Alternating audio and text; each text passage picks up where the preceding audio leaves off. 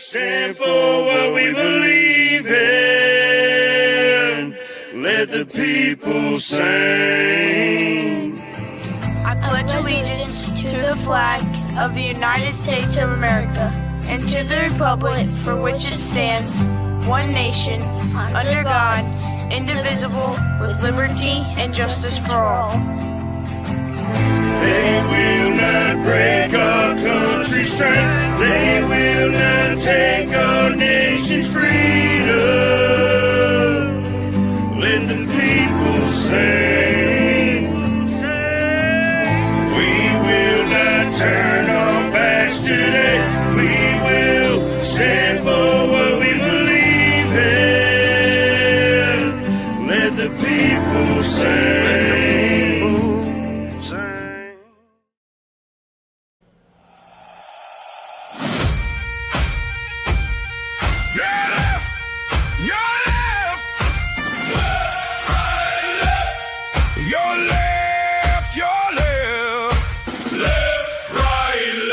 Listen up close to what you're told. Listen up close to what you're told. Bravo's brotherhood, brave and bold. Bravo's brotherhood, brave and bold. Down at the F.O.B.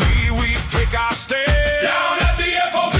we take our stand. Riverbend patriots across the land. Riverbend patriots across the land. Lakeside warriors, heavy loads. Lakeside warriors, heavy loads.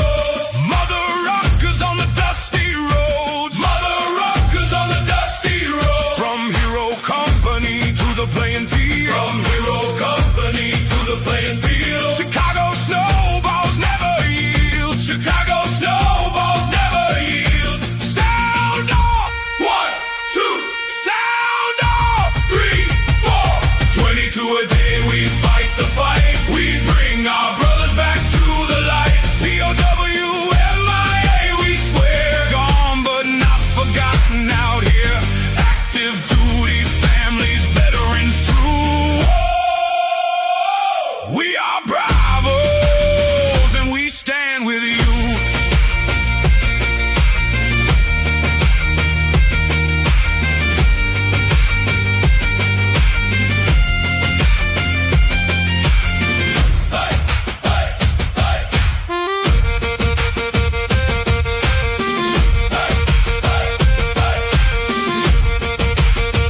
Bravo's foundation leading the way. Bravo's foundation leading the way. Raising awareness every damn day. Raising awareness every damn day. For the struggling vets who bear the scars. For the struggling vets who bear the scars. We see your pain beneath the stars. We see your pain beneath the stars. I don't know, but I've been told. I don't know, but I've been told. A veteran's soul is made of gold. A veteran's soul is made of gold.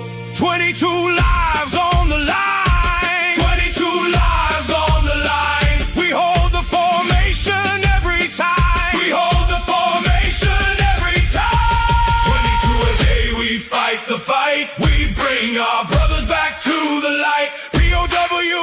M.I.A. we swear. Gone but not forgotten out here. Active duty families, veterans true. We are bravos and we stand with you.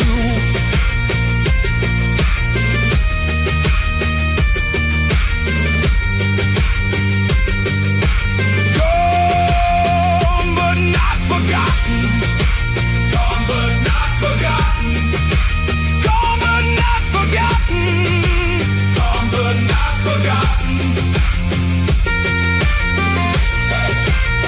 We hold the line.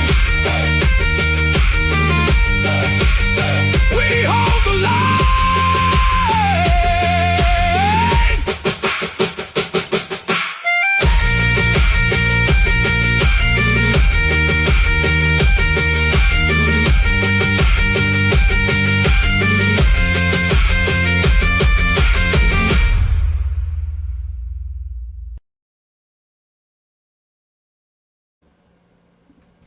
All right, great morning, everybody, and welcome back to the F.O.B, the Forward Operating Broadcast. where we regroup, resupply, and recalibrate right here for those in the dark every Monday through Friday, 8 a.m. Central, 9 a.m. Eastern, to better equip you to continue your mission, or Charlie Mike. I'm True American Bradass. This is my wonderful panel. It is today's the day, Thursday, July 9th, 76 degrees and cloudy in Illinois this morning. How is everybody? Good morning, everybody. Hope y'all having a good day. It is a nice 79 degrees, hot, muggy, and mean down here in the south. You know what that is. It's just going to get worse. So drink water, stay cool, find some shade. That's right. Stay hydrated.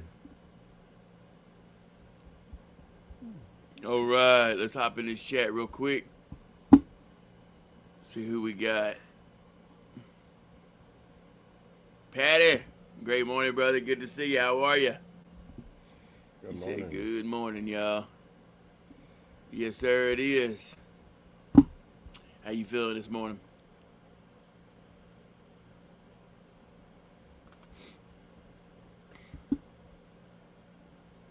Great day to be alive. Jeep and Johnny. Hey, Yeah, great morning, brother. Good to see you. How are you? That's right, everybody rolling on in here. While y'all getting in here, I'll go ahead and give y'all the verse of the day. And do not, Hebrews 13:16, and do not forget to do good and to share with others, for with such sacrifices God is pleased. Amen. Great verse. Goes right along with the golden rule, right? Do unto others, you have them do unto you. oh yeah. Hey, great morning, OGP. P-Paul. Great morning, how are you? Good to see you. People. From Georgia. How's the weather down there? People. I was about to say that sounds like a southern way to say granddad. Yeah, People. right. OG What you doing over P-Paul. there? Meemaw's gonna get you. You know she told you not to be doing that. Yeah. He said hot. I would imagine.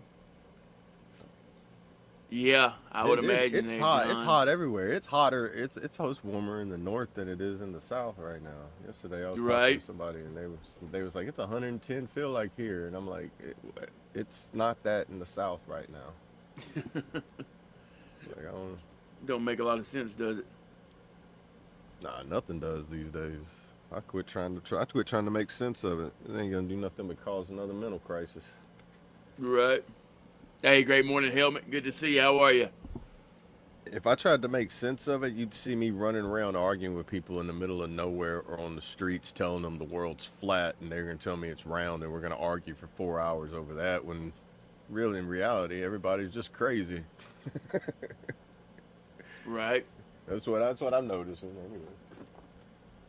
I can jump on the crazy train, or I could sit there and watch it go by. I'm gonna be that autistic guy with the camera watching the train go by, being like, dude, it's so cool whenever you get really close and you can feel it. Right. Hey, great morning, LOL. I don't know who that is, but good to see you. How are you?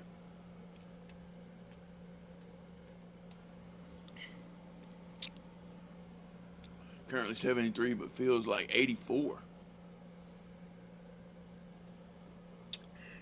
Gotcha. Rub it in, why don't you? Yeah, stay safe out there, John. I know you got a lot of traveling this weekend coming ahead. Like, what's it here? 78 feels like the first gate of hell. Actually, it's the same thing. 78 feels like 85. Yeah. He's Hey, actually great got a morning, higher- Abbott. Good to see you. See How what are I you? mean?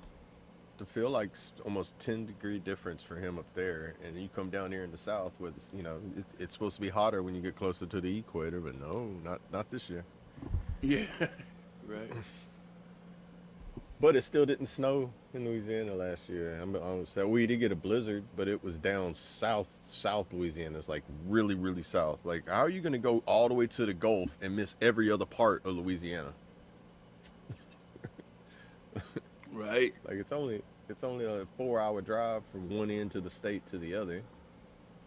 And you mean to tell me that all that snow that went down there in the whole southern coast couldn't have come up a few hours?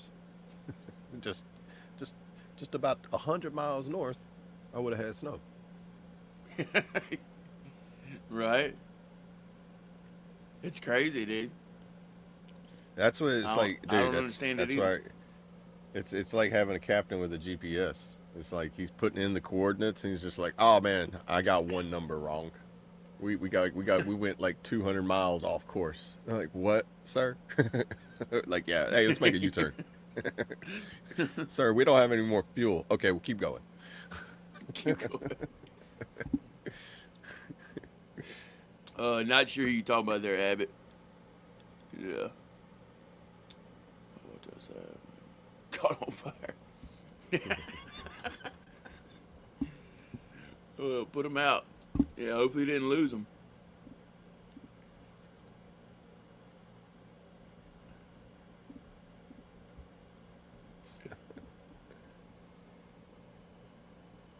Well, I got that wheel up there. Yeah, I'm getting pull it. that up real quick. I'm getting it. Yes, sir. So, Here we go. All right. I wonder how you made it like that, dude. Because ours pulls up like the full screen. oh, I because like it, I'm though. using it half screen. I'm only Oh, split screen. okay. That makes sense. Yeah, like if I do that, it should make it bigger. Oh, yeah. No, I like the other way better, dude. And then that There way. you go. Yeah, I like that. It's I'm ready just when the you way- are. The size of the window screen I have it in. Hey, real quick, Some of before we that. get this wheel going, I want to apologize for yesterday. We had a technical difficulty. I know y'all was waiting on that song, but we put it back on the wheel for today. So yeah, go ahead when you're ready, brother. All right. First one. We'll read.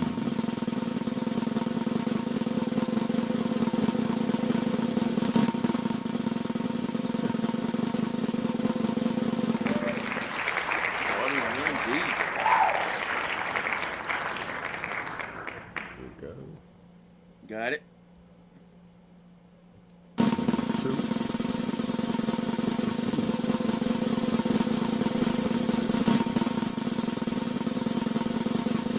Respin it. We can't have 2 in there.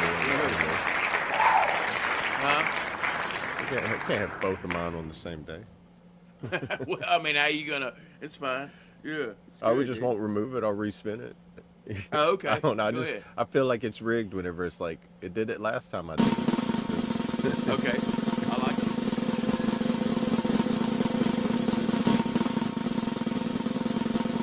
There we go. That's a good one. Yeah. All right. And I just don't feel like it's fair whenever it's 2 of the same on there, especially whenever I'm the one spinning it and both of mine pop up there. It'd be like, no, it's gotta be 2. Yeah, he It's rigged gotta that be thing. opposite. Yeah, I'm even like, nah, that's rigged. That's rigged. Spin it again. All right, here we go.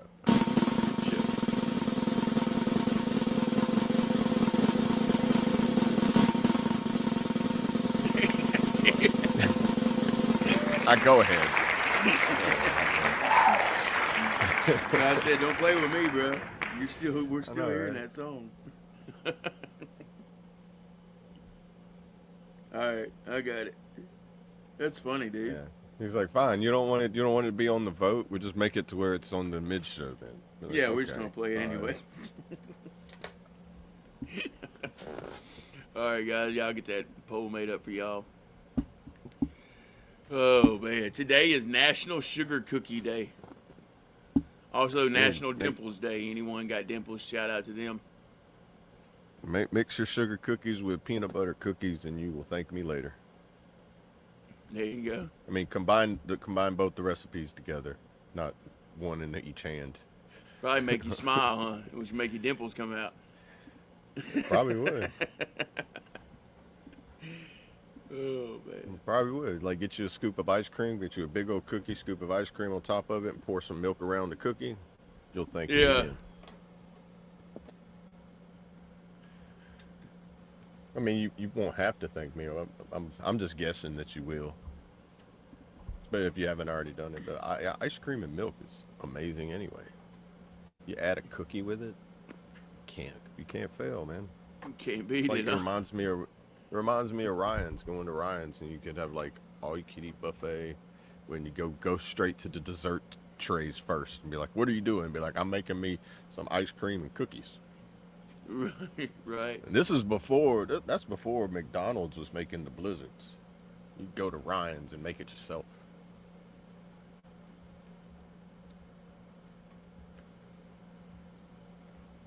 Some people that are so young Good old aren't Ryan's, gonna know man. I remember what that back Ryan's in the day. is. Yeah, dude, that was the Yeah. best place to go to every drill weekend. It was like, why do you like going to drill? Because we get to eat at Ryan's for lunch, brother.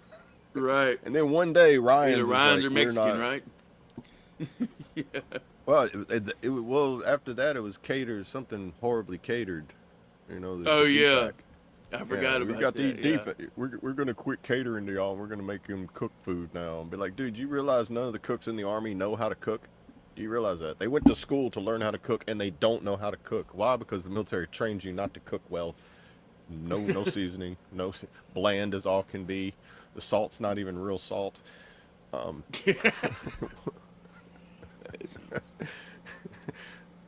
Like it's like it. But what blew my mind is an entire restaurant was getting catered for an entire military post, Yeah. and they still went bankrupt. How is that possible? How many people are on a weekend drill on any given time on a month? But like you got at least 15 units on drill on that one weekend. And I'm pretty Right. sure they stretch it out for that entire month. Like these are going to drill this weekend. These are going to drill this weekend, so we're not overcrowded. And it's still overcrowded.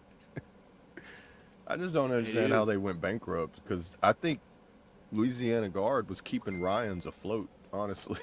And then they was like, "Hey, we just can't survive off the Guard by themselves anymore. Nobody else is eating here." Right. Yeah, I don't know. That's wild, Kentucky. He said I had something come pop up on my timeline July 12th from Kandahar. It's a news article where we were baptizing soldiers in Afghanistan. I can't believe it's been 14 years ago, right? Oh wow. That's wild though, Patty. That's when I was there. Where were they baptizing them at? What water source are they using? I'm not sure. Like what? I don't Like remember where? that. What rivers? I don't know. I mean, I'm positive they weren't using the ditches on the side of the road. I guarantee they wasn't using them. Only special people got those baptisms. Got Right. baptized in there. Hey, great morning, Garcia. Good to see you. How are you?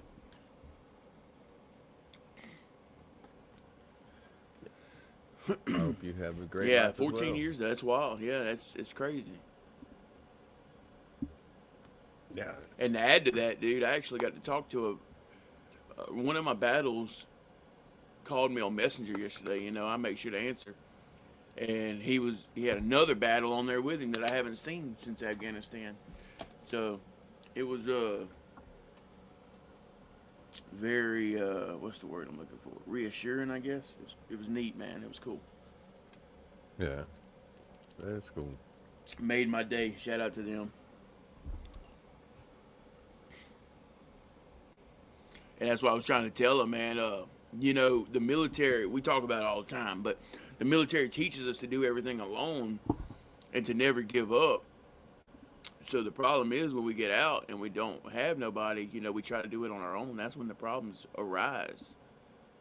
We realize that we truly need our battles or our brothers and sisters.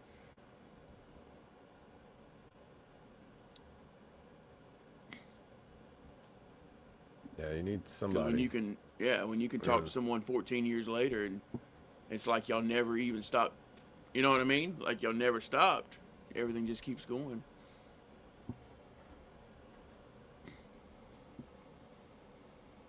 Hey, great morning, sub. Good to see you. How are you? Make sure y'all get your votes in, guys. 1 or 2 in the chat. Follow along like Jeep and Johnny there.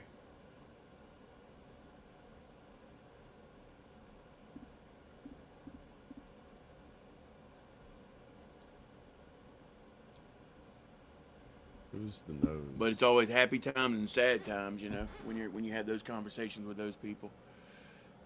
Yeah. Well, yeah. You got. I don't think this. I think the sad times they're never gonna disappear. No, they're not. That's why we just keep pushing, man. Keep doing what we're doing because we got to make a difference. Yeah, because like, what is it? Solitude and isolation. Is this? I see the Yeah. veterans love Hey, I'm doing pretty independence good. and often crave getting away from the noise, like solo trek into the woods. But when does healthy primitive self-reliance cross the line to dangerous depressive isolation? That's something right there. What is I've it? One more come- time. Excuse me. Veterans love independence and often crave getting away from the noise, like me, like solo trek into the woods. But when does the healthy primitive self-reliance cross the line into dangerous depressive isolation? Oh. Yeah, it's a lot I of mean, big we words, but always I say, like, get you know, it. go Yeah. out, like, go out, you know, Go for a enjoy walk. nature, be on your own. Like me, I like to be alone all the time anyway. Like that's part of my double-edged sword on that. But that's where that thin line is. Like, when is it gonna turn into depressive isolation, and when is it gonna Right. become a reconnection to yourself? You know, some people that Right. are like it. Also on the opposite side of it, whenever you're always crammed and around people nonstop, and you're like, dude, I never get a chance to myself. I can't think. Everything's noisy. I need to get away just so I can think, recollect myself. You know, you get that time to do that. But it's crazy. Once you do that and everybody's used to you being around, they're wondering, are you okay? Like, pretty much no. If I'm getting away from the noise, I'm just so I can get better. And then if I'm starting to get around people more, that's because I'm trying to get better. It's a constant back and forth. It's a metronome. It is. It swings one Yeah. way, gets to that high edge, it starts coming right back. And as it comes back, it starts gaining more speed. And every time it gets up there, it slows down. That's when you feel the more comfort, and then it comes raging back. You know? Yep. Yeah, it's a constant battle, And- like you said. And God forbid if somebody's in the way whenever you're like, and you're like, move, my brakes ain't working. And then smash your wrecking ball at that point. Boom. I'm you not know? sure on that one, Johnny. But it's good to have a little bit of both or a balance, you know. So it's a balancing act. And Let's see. which then becomes Actually, that, it that in does show itself, there's too. one in Dayton, Ohio. There, Johnny. But yeah, go ahead. I'm Yeah, sorry. I don't think Ryan's is fully gone. I think it's like El Chico's. It's just certain parts of the franchise, like here, wasn't making no money. Shut that one down. You know, you Yeah. got the other ones. Because boy, it turned into a nice little Mexican restaurant now, dude. I tell you, bro, that's probably one of the best Mexican restaurants you can go to. You go there and you're like, it's all like, they do it. They even present it to you nice, where you're like, bro, the other Mexican restaurants are gonna have to step up their game, bro. Y'all make pretty plates. Yeah, I haven't seen that. I didn't realize it was a Mexican Cafe Fu- restaurant. Cafe Fuego. Okay. That's how long I've been gone. Fire Cafe, dude. That's the name of it. Fire Cafe. And it is, huh? It lives up to its name. Oh, yeah. It's Fuego. It's Wiggle. I've been there once, dude. And when I was there, I was like, man, I wish I could sit here more calmly, because it was kind of like, it was, I mean, it was a cool environment, but who was there with their child doesn't like being in the public very much, so to say. So it made it to where we was like, got our food, and we was like, hey, you want to get it to go now? You know? Because we've never been there, so we checked it out. But it's one of those things too. If you're there and the child does not want to be there, are you really going to sit there and just make them sit through a restaurant visit? Be like, no, hey, can I get a couple to-go plates? So yeah, Yeah, right. Save everybody some trouble. yeah. I mean, you know, child needed like special attention as well. So it's not like a normal situation. Y- Trying to get them used to being in certain environments as well. And it's just kind of like when you realize that they're like, "Hey, I'm not liking this," and it's like you're Right. like, "Okay, I can only put you in so much of a situation before it's like this is not comfortable for anybody. You know, you, me, anybody around. You know, Right. yeah, kind of like the situation dictates. But you have to try. You know, certain situations with certain conditions with everybody. You know, it's kind of like with us when trying to reintegrate into society, kind of thing. Eventually, you got to go into Walmart, dude. You need socks, you need shirts, you need food, you need water, you need food. You know, you got to go in a store eventually. So it's kind of like, Right. are you gonna sit outside and just like work it up, like try to work yourself up to go in, or like how many times have you gone to the grocery store and be like, I'm going home? As soon as you get in the parking lot, get the car, shut the door, look at the store, get back in the car, drive home. Be like, I'll try it again tomorrow. I'm gonna DoorDash something. Yeah. That's if you live close enough for happens more than DoorDash you to think, come to yep. you. Yeah. But if you live out in the middle of nowhere, like, you know, like most of us do, DoorDash is gonna see that and be like, I'm not driving all the way out there to bring somebody a burger. Unless you put a $15 tip on there, and then you'll get 15 people wanting to do it. Right. But you know, it's a work in progress. You know, if it don't work the first time, maybe it was the time of the day that you went. It was too crowded. Maybe, you know, pick your time, read the parking lot. You know, kind of tell how things are gonna go, and then Make you your can kind of adjustments. Right. yeah, do like I am. Like, all right, I got 15 minutes. If I got everything I need to get within 15 minutes, which I got to make a list because as soon as I walk in the door, I'm like, why did I come here? Yeah. You're right. If I don't have a list because I'm so concentrated on just stay calm, stay cool. Yeah, right. Yeah, Because exactly. the natural things are gonna happen. You scan the area, do all that shit. You've been Yeah. instilled into you that you can't figure out how. Really can't shut off. You know, so which is a good and a bad thing because if you're going to Always something on that's alert. yeah. I mean, but when you go to a family reunion and you do that, you're kind of like, bro, you're at a family reunion. Be like, yeah, no, but I know my family's crazy, bro. Why is he in the corner? Don't worry about him. And then you can tell, like, if the whole family's been military, it's kind of like, it's kind of like a Yeah, MWR yeah. or something, you know. It changes depending on, you know. Right. Hey, great morning. I wasn't ignoring y'all. Great morning there, Vanilla, America, and we're both veterans. There, Trolls of trolls. Trust. Great morning to That's you. Good to see you. interesting How are name. you? No, we both served. We both served in the same unit together. Right. Every single active or retired veteran has a VA card. Is this correct? This is correct. Yeah, Single- they can. They No, can. they They can don't, get- but they don't. No, I mean, yeah, you don't not get all issued of them them. have it. No, you have to turn in, or your CAT card expires. But then to get a VA card, you have to go get your DD-214, get all your paperwork, go to the VA, fill out a little paperwork, take a picture, and you'll get mailed one. Yep. Then you're put into the VA system, and then you can start acquiring benefits and going from there. But that's also different from the disability benefit side, because I got my disability benefits before I got my health and everything. I don't know exactly how that worked, but I know that was possible. Right. Thank you for our service. Appreciate it. Hey, I appreciate you. Thank you for being someone worth serving for. Appreciate the support. That's what means the most right there. 11 Hotel, is that MOS he's saying? 11 That's Hotel? what I'm guessing. 11 Hotel. That's got to be Something infantry. something to do with the infantry. 'Cause, I mean, Yeah. Yeah.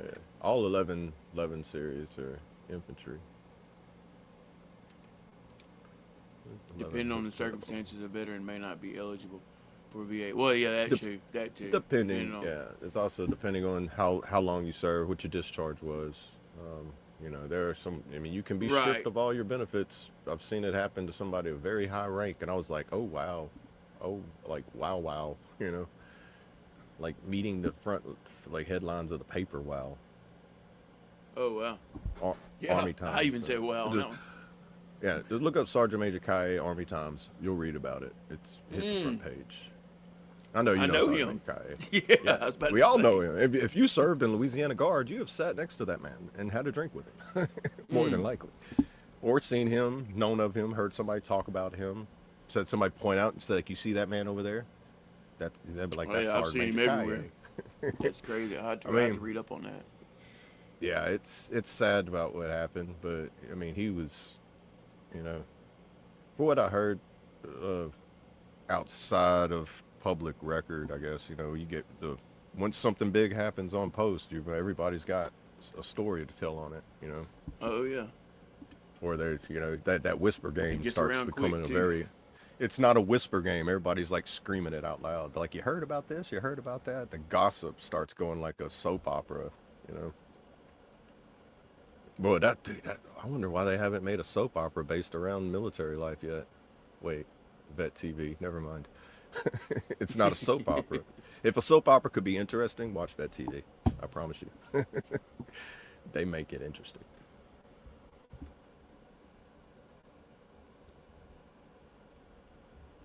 Evan Hotel, MOS. Heavy anti-armor weapons crewmen. These infantrymen are specialized in operating heavy systems like tow missiles and destroy enemy armor. 11H MOS was discontinued in October 2001 and absorbed into the standard 11 Bravo infantryman designation. So, Okay. right, So it could be an old school right. vet. Yeah. Yeah. So, if they were in, Yeah, appreciate that. dude, right after 9/11, they discontinued that. Like right after 9/11 happened, this MOS got discontinued, pushed into 11 Bravo. Rabbit hole.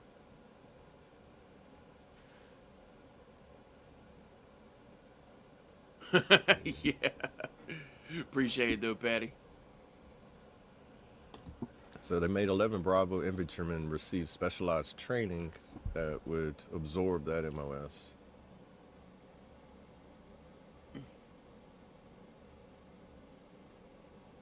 That's interesting.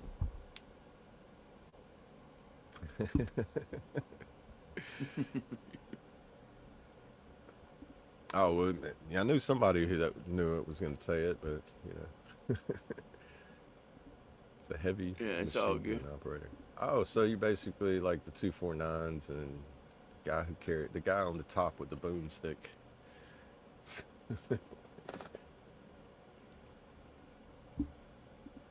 Shout out to the gunners.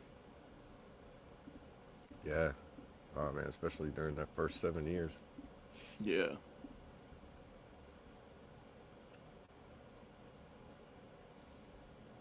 How the stories I've heard of like so much equipment that had to get left over there because they modified it because they were up armoring their own stuff before they were like sending them up armored, and they have all this like Mad Max style machinery where they just like welded and bolted stuff onto the sides of their Humvees and onto their turrets so that they could have some kind of like deflection.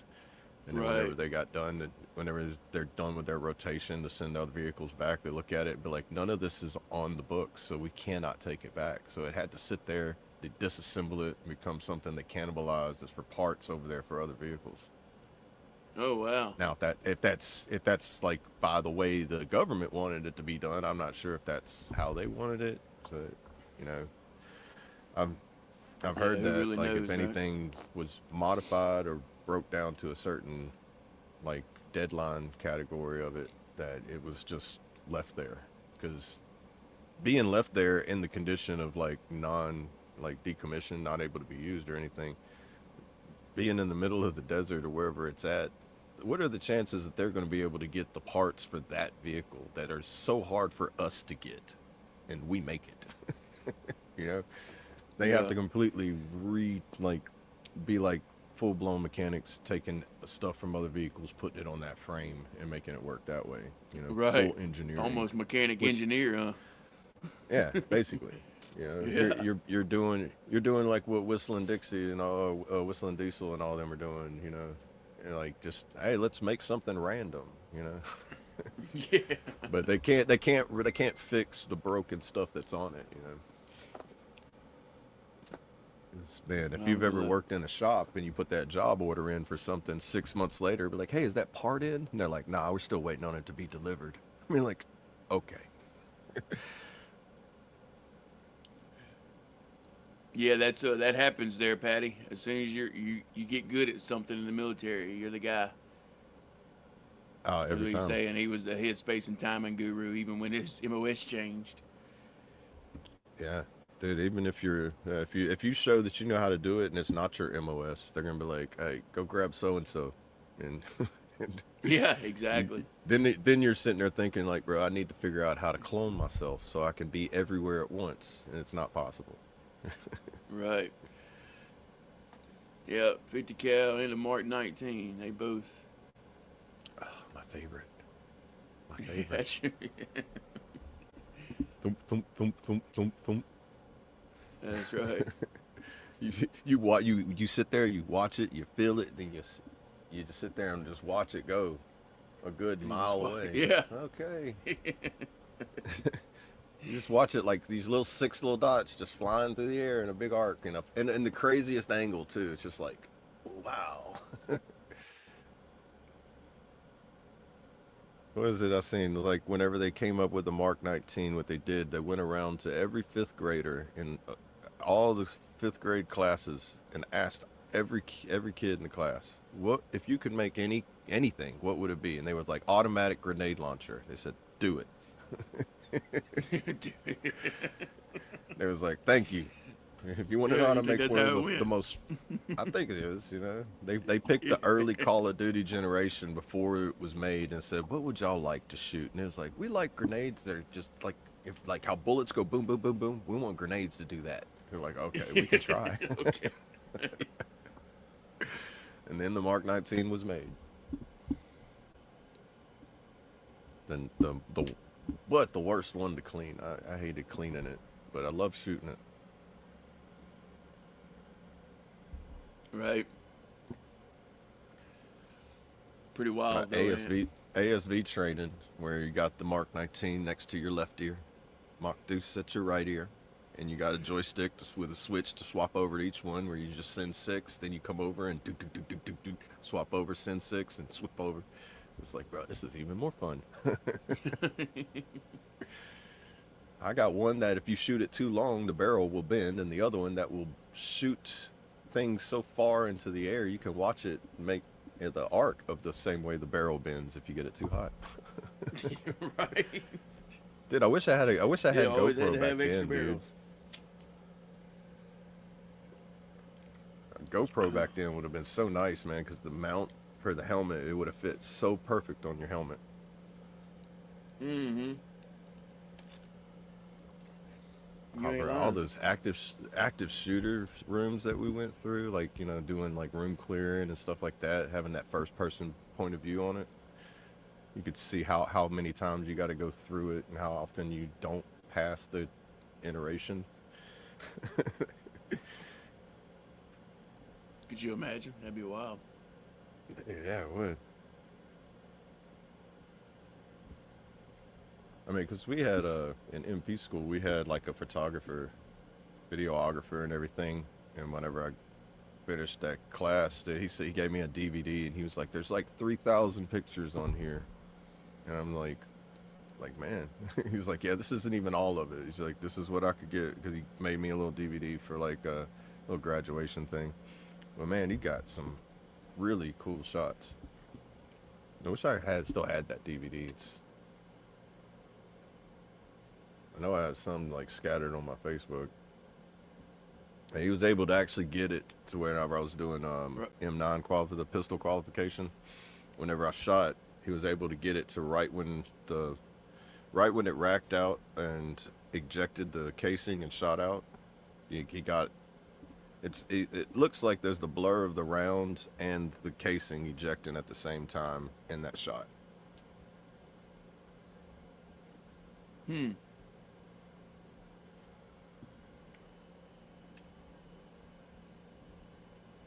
Wonder if our chat's working. I just saw where the chat on the screen is definitely not working.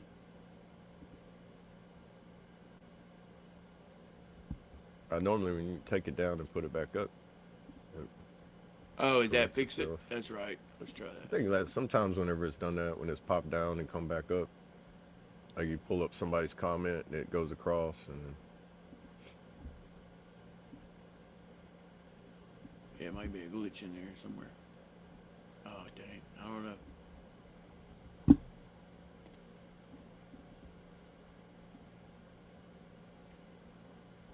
I just noticed it went to it stopped. yeah, see Wanted to make that. sure we wasn't missing nobody. I'm gonna run over here to Colts real quick.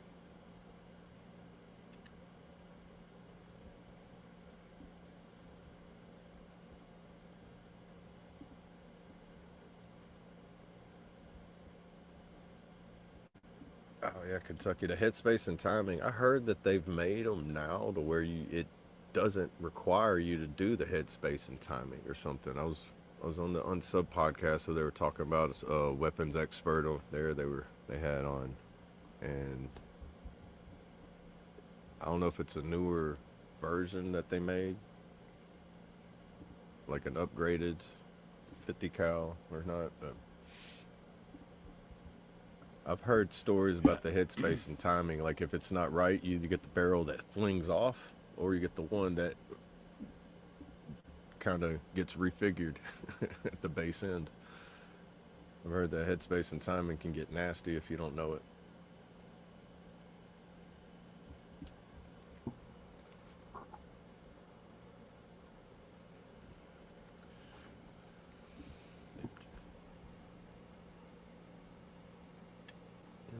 MG44.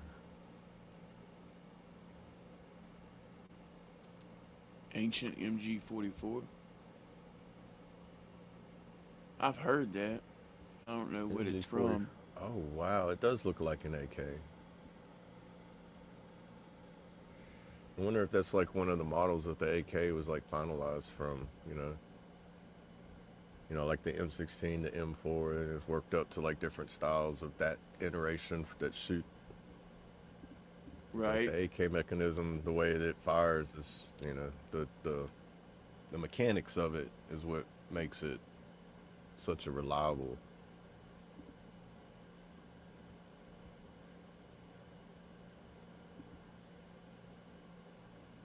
That's what I was It thinking. looks- World it War look- II.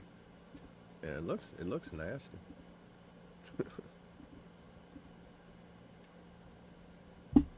Well, get the comments working. Okay, that's good.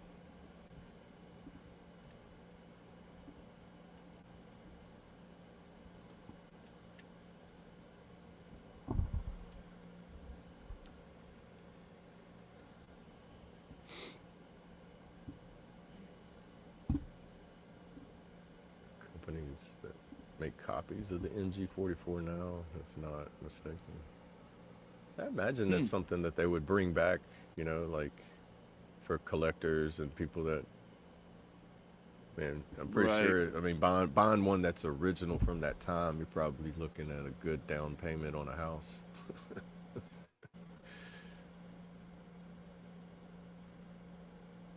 I was watching something the other day. This guy was showing a pistol, and he was holding it very delicately. And he's like, "I don't even like touching this pistol." And he's like, "This pistol costs $60,000." And I was like, "Dude, I would be like, don't even hand that to me, bro."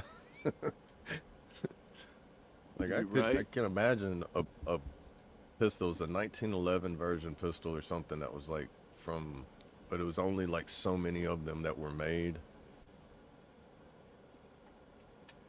It's like the ones that are like, hey, there's only been 2 of these made in the entire world. It'd be like, I'm not shooting it. I'm not going to shoot it. I'm going to build a replica of it and shoot that one.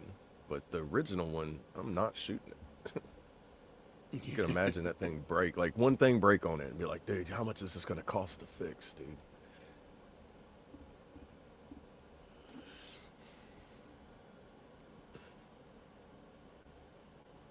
Right. No telling her. I don't know how many bags of sugar did they have to trade for it. That's crazy. Like, what would you trade? Like, the, I mean, the government forces in Africa, I heard, is like just wild and crazy because there's no organized government really in a lot of places. It's like tons of guerrilla warfare. Yeah. Yeah, I've heard it's pretty wild over there. I never got to go, but I've heard it's pretty wild.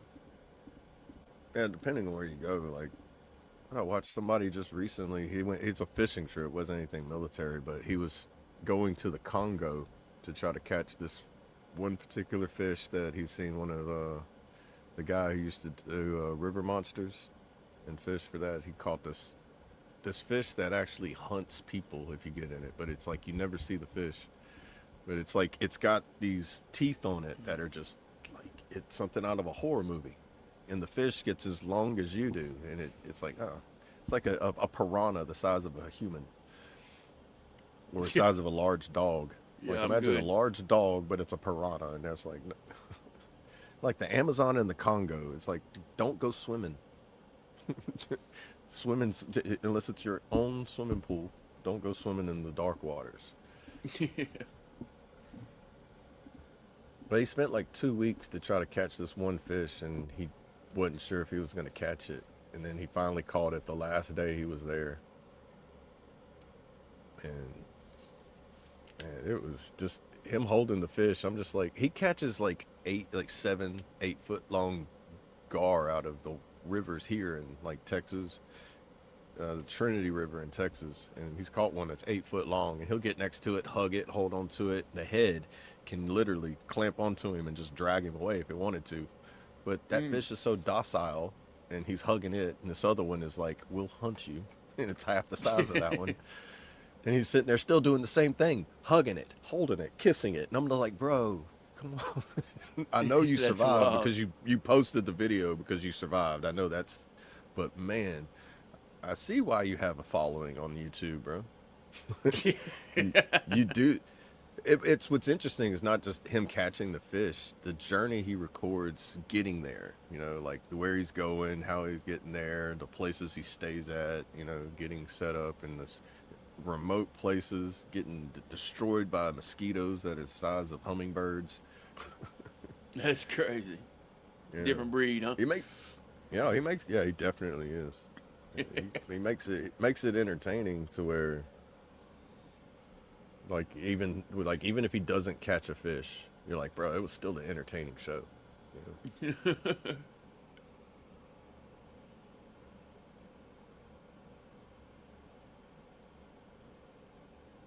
Not supposed to fell trees Supposed to fell trees on on Lake Lake Woods. Fell trees, huh? I don't know. Hey, great morning, I'm not- Ants. It's Ants. Great morning, Ants. Good to see you. How are you? Was it autocorrect? Or my grammar's not that good. Fell trees. What does it mean to fell trees? Cut them down.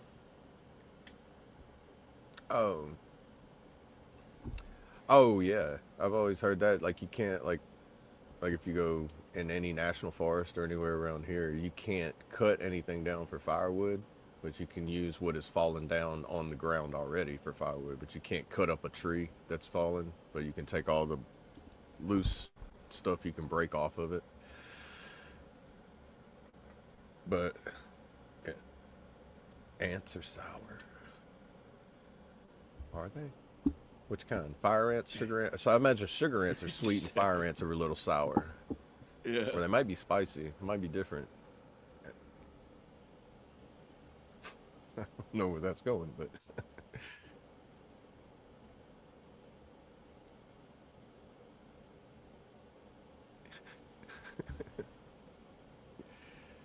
there's places in the Congo that still have dinosaurs, and we wouldn't know. It's that remote. I believe it. Imagine what Bigfoot looks like in the Congo, in the Amazon. We got Bigfoot up here, but imagine in the places where it's that remote, where we don't even know what's underneath the vegetation, and there's a Sasquatch that lives down in that area. Right. Yeah, that's probably even. I mean, because dude, they have snakes. Interesting. The size they have snakes as long as my house, like 24-foot long snakes. Crocodiles longer than your boat. Like, Yeah, I'm nah, good, like, right? yeah. You think rednecks and Cajuns are strong? Huh. Those people that walk around barefooted in the Amazon and the Congo and they live there their whole life, those people were tough.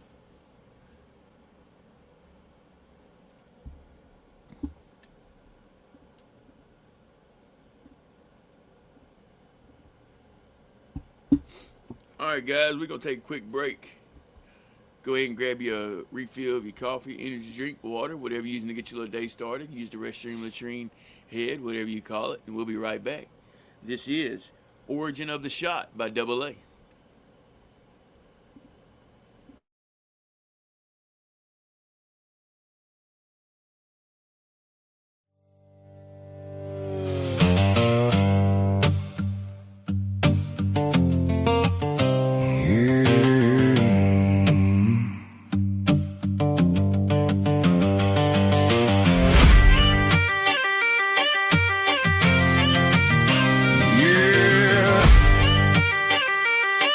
Yeah, like the matches, the gasp in the grass.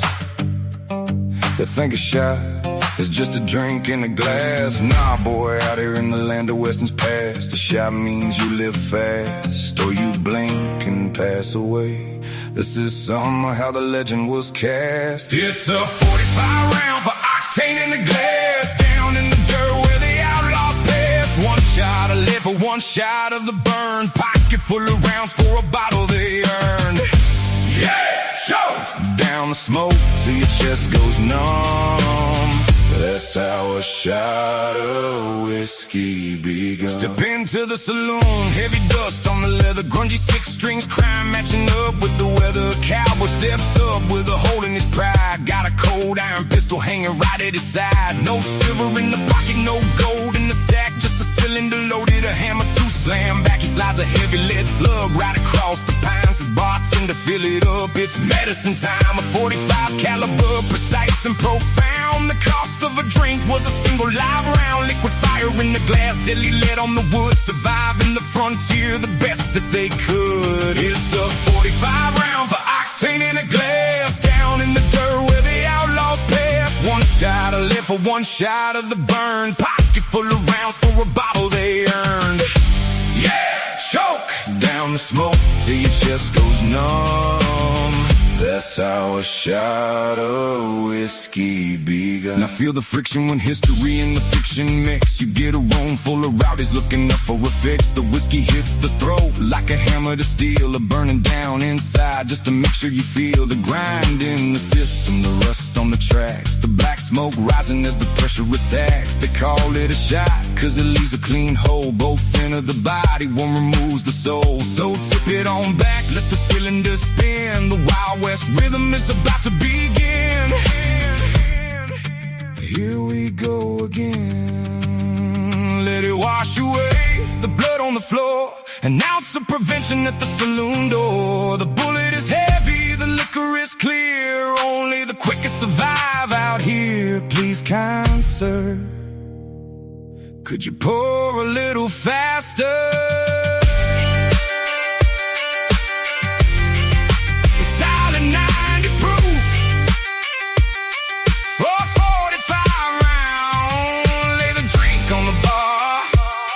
Lay the man in the ground, just a shot of whiskey to pass the time for now.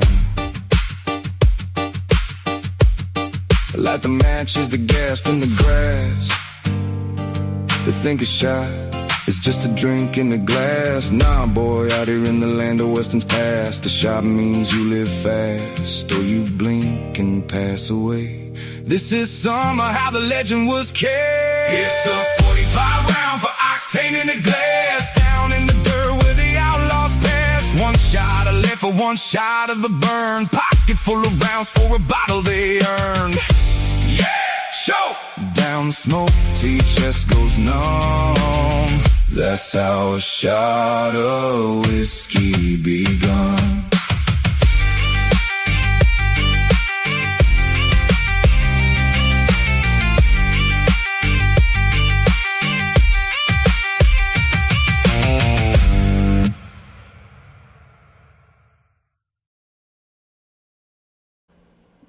Let's go. That's where it started, all. That's where it started. That's part of it. Yeah, that's part of it. That's right. Man, that one was fun to write. Yeah, love 'Cause it. I've always heard people talk about that, but you go to a random like dive bar somewhere like that, and be like, you know where the shot got its name from? And be like, no sir, tell me. And then all of a sudden you're like, well, that's interesting. You go and look it up, and you're like, wow, he was. I mean, there's more to it, but Right. to sum it up, like if you didn't have the money back then, like back in old Western days, how many people actually did have money? They had rounds and stuff to trade, and like, dude, like the game Fallout, bullets are worth more than money at that point. Yeah. Right. Yeah. Yeah, it's interesting there, Helmet. He said, I wonder how large a breeding population of dinosaurs would have to be in order for the species to survive. Well, I do know that alligators, crocodiles, and alligator gar are considered descendants of the dinosaurs. So technically, we do still have some of them surviving. They're just smaller hybrid species of what used to be. Right. And if we would allow them to get as big as what they can, it would probably be very dangerous. Like, the fact that a snake can get up to 25 feet long, an alligator can get as long as a 16-foot bass boat, a crocodile can end up being 23 feet long. Like, that by itself is scary. Like, when you think about it, it's like, that's why I don't like swimming in dark water. I'll get in, I get out. I go dip in, cool off, get out. I don't sit there and wait and give it time to come and get close to me where I can't see it. Because I've watched Lake Placid. Jaws. Yeah. I mean, look, sharks, they're like kind of like a hybrid descendant of the megalodon, which is an ancient dinosaur shark, basically. I mean, we almost knocked whales into extinction in the 1800s before electricity. Like the whole Moby Dick story. Like, Right. I remember they outlawed, like, it's illegal to hunt whales along American coast. They still do illegal whale hunting down there in the Antarctic, I think. Or, like, because I know there are still some countries that eat whale. I think mostly Asian cultures over there on that side. Gotcha. But I mean, think a whale can get as big as a sailboat, a yacht. I mean, I've seen overhead views of sailboats with a humongous whale underneath it, and it looks like it could just knock that sail. It looks like somebody playing with a toy in a bathtub. You know? Yeah. Like it could just swallow it almost. Yeah, they're huge.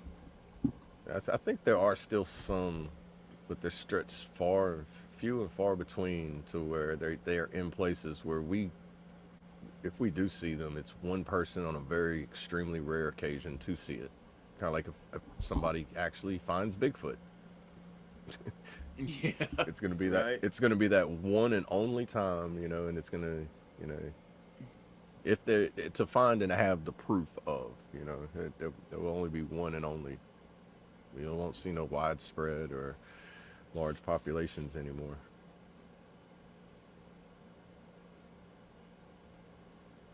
Like I said the other day, I think Bigfoot is he is the number one running contender, like master of playing hide and go seek. Yeah, right. Everybody has seen him, but they have yet to put their hands on him and say, "Tag, you're it." But hey, I've seen him. Where'd he go? That's it. The master of hide and go seek. Master.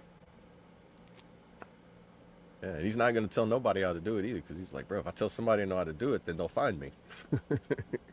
It's like having your good fishing spot. Once you tell somebody where your fishing spot is, you never catch fish there anymore. Yep. That's true.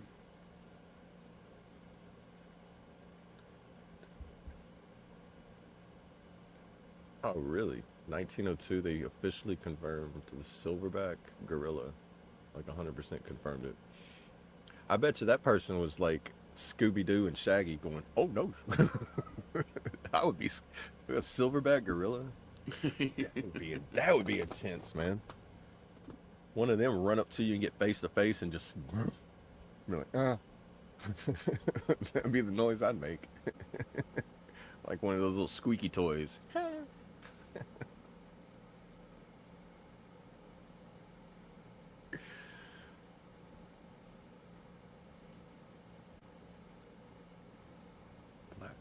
Wow.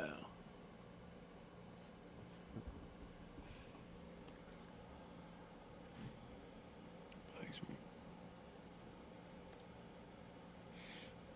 Huh.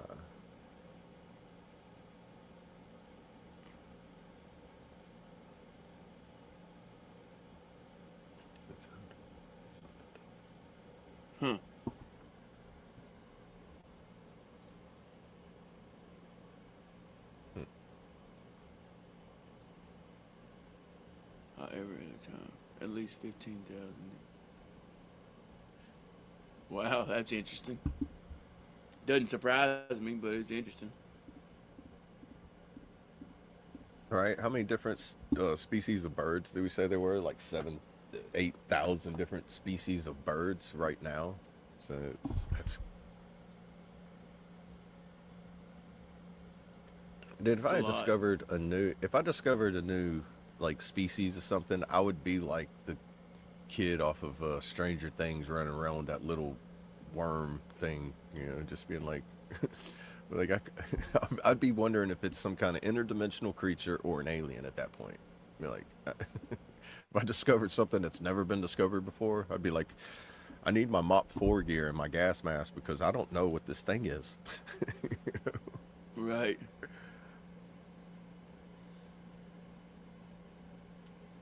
Which I have noticed, like, strangely, like, some insects have, like, disappeared. And then some strange insects I've never seen before, I've noticed. Yeah, I've noticed that too. Some new bugs popping up that you don't see. And I remember, like, do you remember love bugs down here? How bad they used to be? Oh, yeah. Now, I haven't experienced, like, I might see one or two floating around every now and then. Like, but I remember it used to be so bad you couldn't park your car underneath your carport because the carport was like swarmed with it, like Right. lined on the walls. We used to spray them and wash them off because what was crazy is they only live for like 3 days and then they die off. So you end up after 3 days, you got a ton of them that are still alive because they repopulate like duckweed. Yeah. And Yeah, they're everywhere. you got all the dead ones there, so it's like, and then what they just destroy your car paint. You'd have paint peeling off your cars and windshield. Can't see nothing. oh yeah.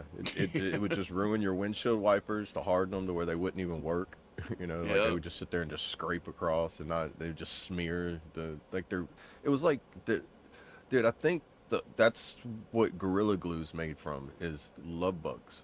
Because if you get a bunch of love bugs and smear them on your windshield and leave it on there overnight, it's basically like you just took Gorilla Glue, smeared it all over your windshield, bro. You're just gonna have to get a new windshield. Because it's just you just ruined it being able to see out of it, but I haven't seen them at all. It used to be so bad the whole front of your car would be caked with them. Yeah, that's And crazy. That now they're not coming around anymore. it's nothing. It's like I think they're more like in Florida. I think they still have them, but nowhere near as bad. Whenever I was growing up, like used to hate them. Like love bug season, it was just that time of year. We'd like love bug season's here, and we'd be fighting them off the whole time, bro. They'd be going up your Right. nose. I remember they used to love white vehicles too. Yeah, They go towards moisture and anything bright white. And that's why everybody Yeah. had a white house. They couldn't park underneath their carports. Everybody with white cars they were like black on the front. It looked like they just ran smooth through like a Snickers bar. Yeah. It was like just the worst paint job fade from like bug guts black to just whatever your paint was. Right. Someone's caught a mountain lion on trail cam in Franklin County, Kentucky this week. We got black confirmed panthers spotting down in here. 40 years. Interesting.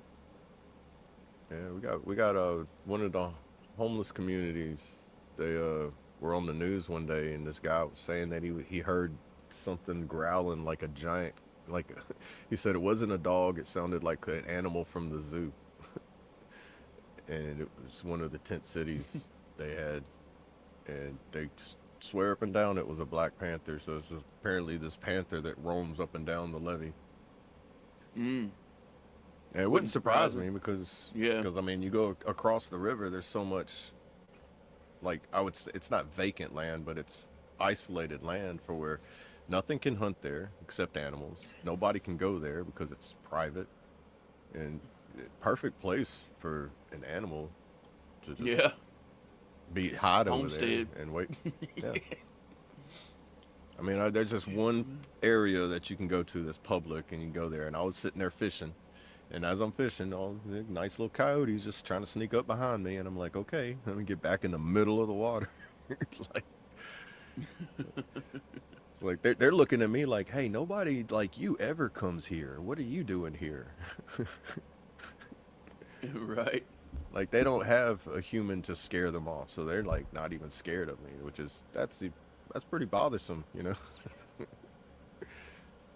You pick a spot to camp, and that animal's just like, is this my takeout? Somebody DoorDash me a meal today?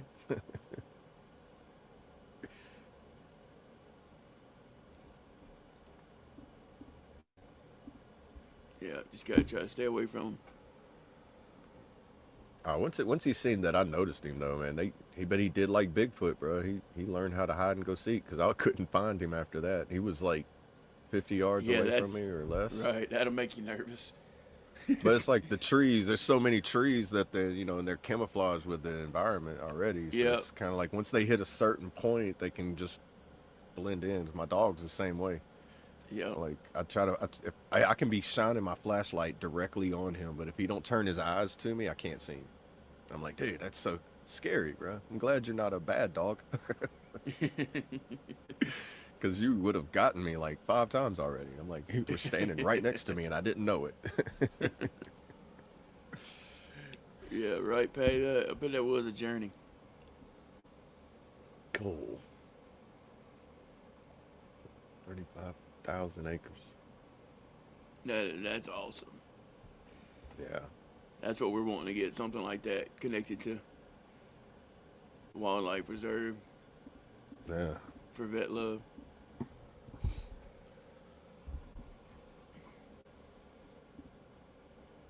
Yeah, that's awesome though. Wow.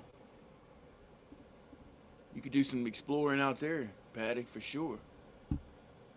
Yeah.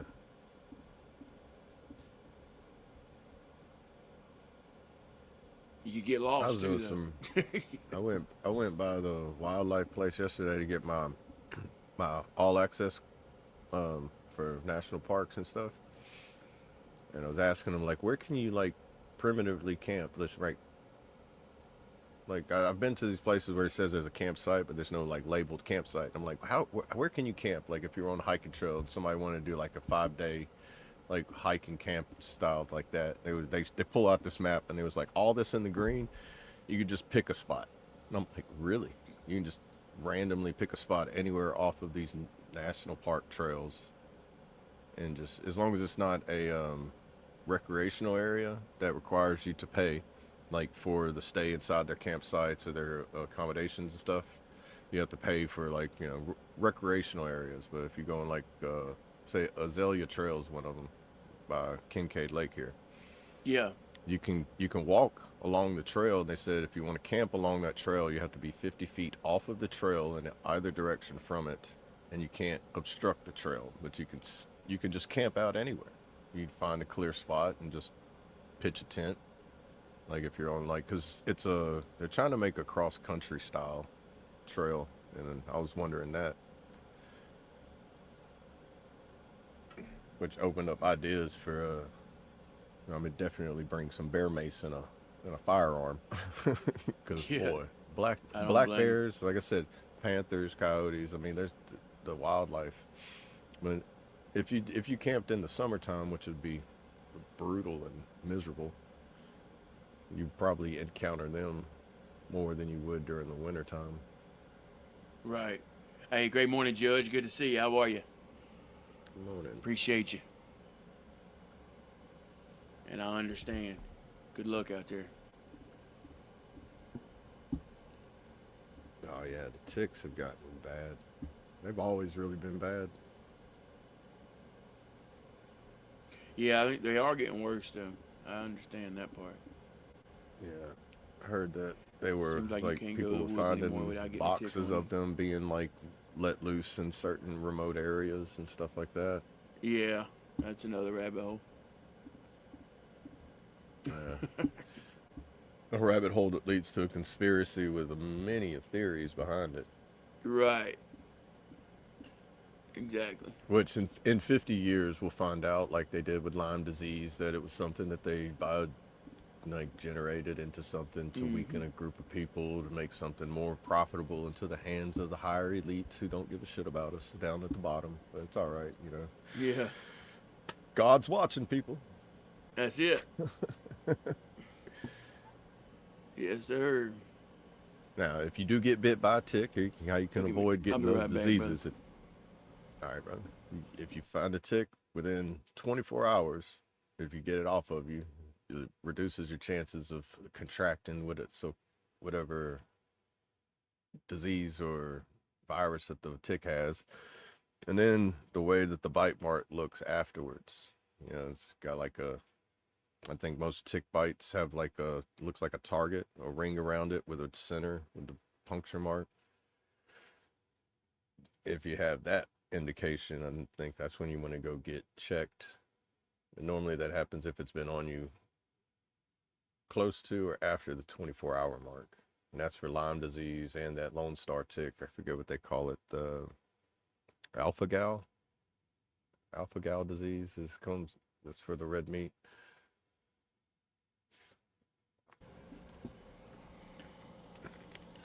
But I do know that the alpha-gal one does have a treatment for it. I think they do have something that helps treat that. And Lyme disease, obviously, it's been around so long. They have something for it. I'm not too familiar with it, but I know I had a buddy that had Lyme disease, and that's something that's flare-ups from that are just like, it's one of those where you just kind of like, they even know it, and it's like, got to ride it out. It's kind of like people that have gout or a migraine. You know, it's one of those things, like, except I don't think you can catch it to reduce the inflammation or anything that it causes. One of those things you just have to suffer through until the treatment gets to the point where it relieves it. Yeah, I couldn't imagine. And a migraine is the only thing I can really relate it to. Is like once it hits, you just kind of, I mean, you're on that ride until it stops, kind of thing. You know, well, you can't catch the symptoms like a migraine. If you can catch it, you can stop it. I don't think you can actually stop the symptoms, the flare-ups and stuff like that. Yeah. Hey, I get that there, Judge. Much about it. Right. As she said, she was interviewing some crane operators. Yeah, I get that, because, I was a crane operator myself, and that was not an easy test. Nah. Still very surprised that I passed that test, but I actually spent a lot of time practicing for it, so shout out to the crane operators. Never done a crane up. I mean, I've done small ones later on, like the recovery vehicles and stuff like that, just to get licensed for operation. But right, yeah, doing it and like as you know, hey, we're gonna be here for 10 hours. Boy, Yeah, that's when it I was did like, on the railroad, so it wasn't like as you know, like the big cranes, but they were trucks that we put on the rail. I wanted to reclass to the engineer side. Was it the 12 series? I think in the Army for like 12 Bravos are like combat engineers. Yeah, I I think so. wanted to do I wanted I to think do it is that on 12. like the demolition side, you know. But you got to be of a certain intelligence level to be an engineer. My math is not that good. I could build a house, but that's about as far as it goes.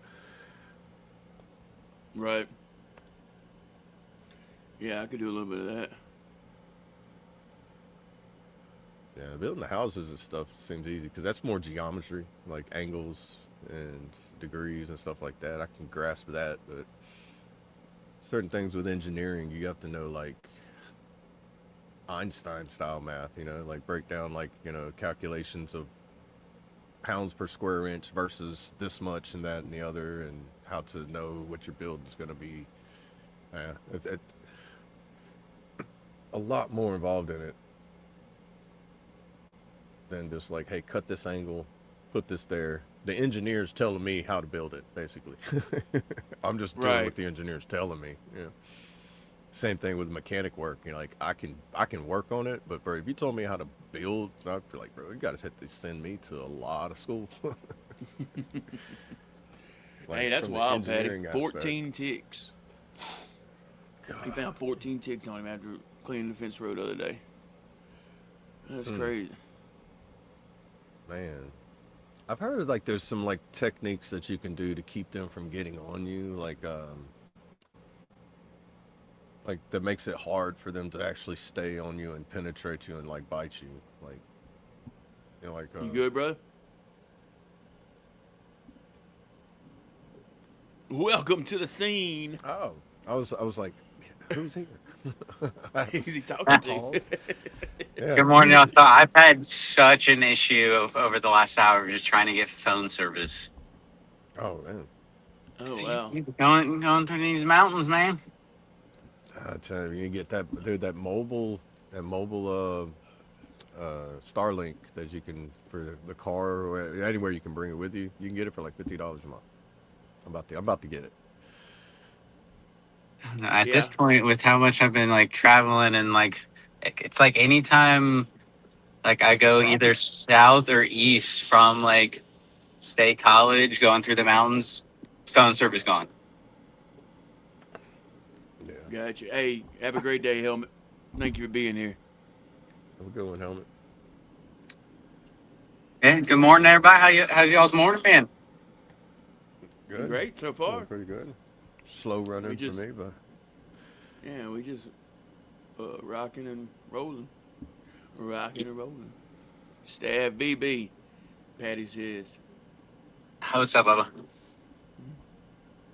Again, driving. I'm not gonna look at comments. No, you're good. That's why oh I yeah, got you. pay attention to her. We'll let you know what they say. Let me know who's talking shit. Everybody, all of them. It's 300-ton Grove. Yeah, that's a big crane. Yeah, how's y'all's today's the day? Thursday. Any plans? Anything y'all want to get accomplished? I'll be honest, I want to get that sticker on my truck. I think that's what I'm gonna do. Which sticker? The one that Jeep and Johnny's wife made for me. Oh yeah.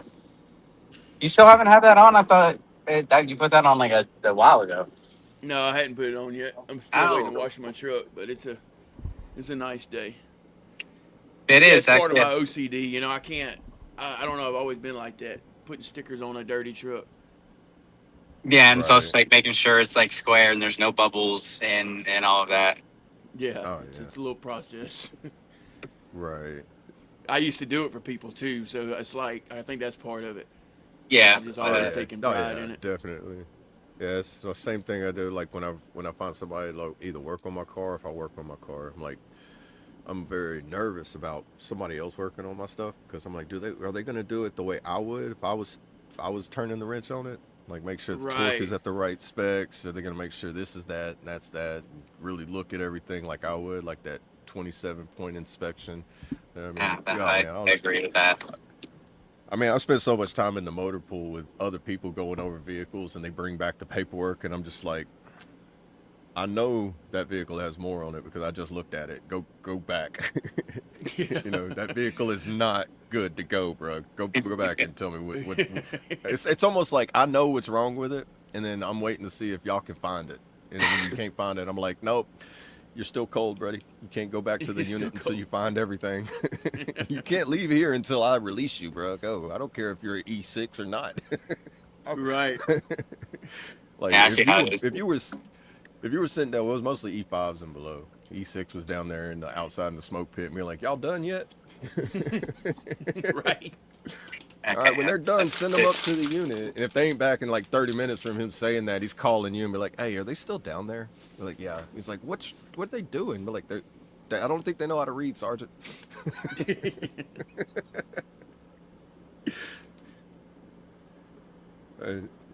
But I'd always have to go back afterwards and recheck all the vehicles. Like after I go to the paperwork, I'm like, no, I'd go back on it and be like, all right, add this, add this, add this. You know, 'cause, like, my whole day was either doing that, getting samples, putting a job order, or giving all the information for somebody else to put in a job order. And that's what my day consisted of. For me to look out and be like, All "Shit, them, everybody's gone for the day. all them They mixed didn't off let us know samples. again." Do I what? kind of miss it though. Oh, I said all them exhaust samples that you got to get. Yeah. Exactly. No, I was getting everybody else to get those while it was running. I would tell them, hey, while I'm letting it run up to heat up the oil and the transmission fluid for me to get those samples, go grab a trash bag and get that exhaust sample for me. Trash bag. I would go. Hey, you got to make sure they come back with one of the clear white ones. I'm like, nah, dude, you can't use that one. It's got to get one of those big, heavy duty black trash bags. They're like Right. 55 Right. gallon. The other one will melt. Yeah. Oh, they all melt. I'm just like, but then when it does that, you'd be like, dude, now you contaminated it, bro. You got to go get another one. Clean that off, and we'll do it again. Oh man. That only And they worked on wonder the why new we're all people, fucked though. up. Yeah, we only worked on the new people. You got somebody new that's to the motor pool, you got to do it to them. Everybody else is standing there at the smoke pit watching. You know, like he's getting the new guy, and everybody's watching like it's a zoo. Oh yeah. Just- Initiation station. Yeah. 100%. I mean, It's all everybody's good got to go fun, yeah. ask Sergeant Major. Hey, go ask Sergeant Major for a box of grid squares so we can get started with our land navigation. And when they actually go over there and ask Sergeant Major, and then they come back with only one of them or a box of them and say, hey, Sergeant Major said we need this done by the end of the day. And they're like, oh, God, Sergeant Major's in on this too. Yeah. Right. Right. I got something for they ass. Man, it's like, could you imagine that? You get somebody and be like, hey, I need you to cut all these grid squares out and put them in this shoebox. And then whenever somebody comes and asks you for a grid square, you pull one out and you hand it to them.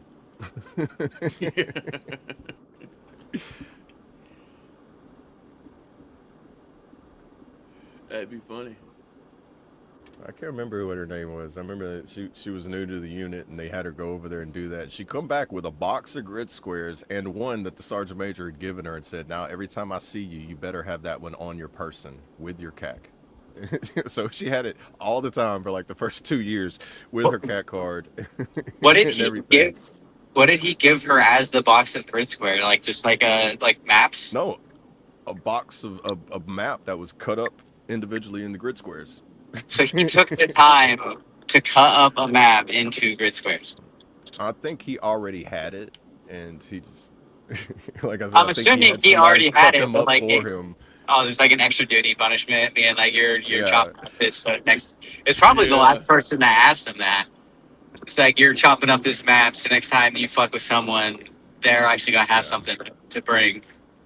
I also think it happened pretty regular with him all the time, so he probably was prepared for it just in case it did happen. Because he sent it to him and said, "Tell your squad leader, or your platoon sergeant, that this needs to be put together by the end of drill."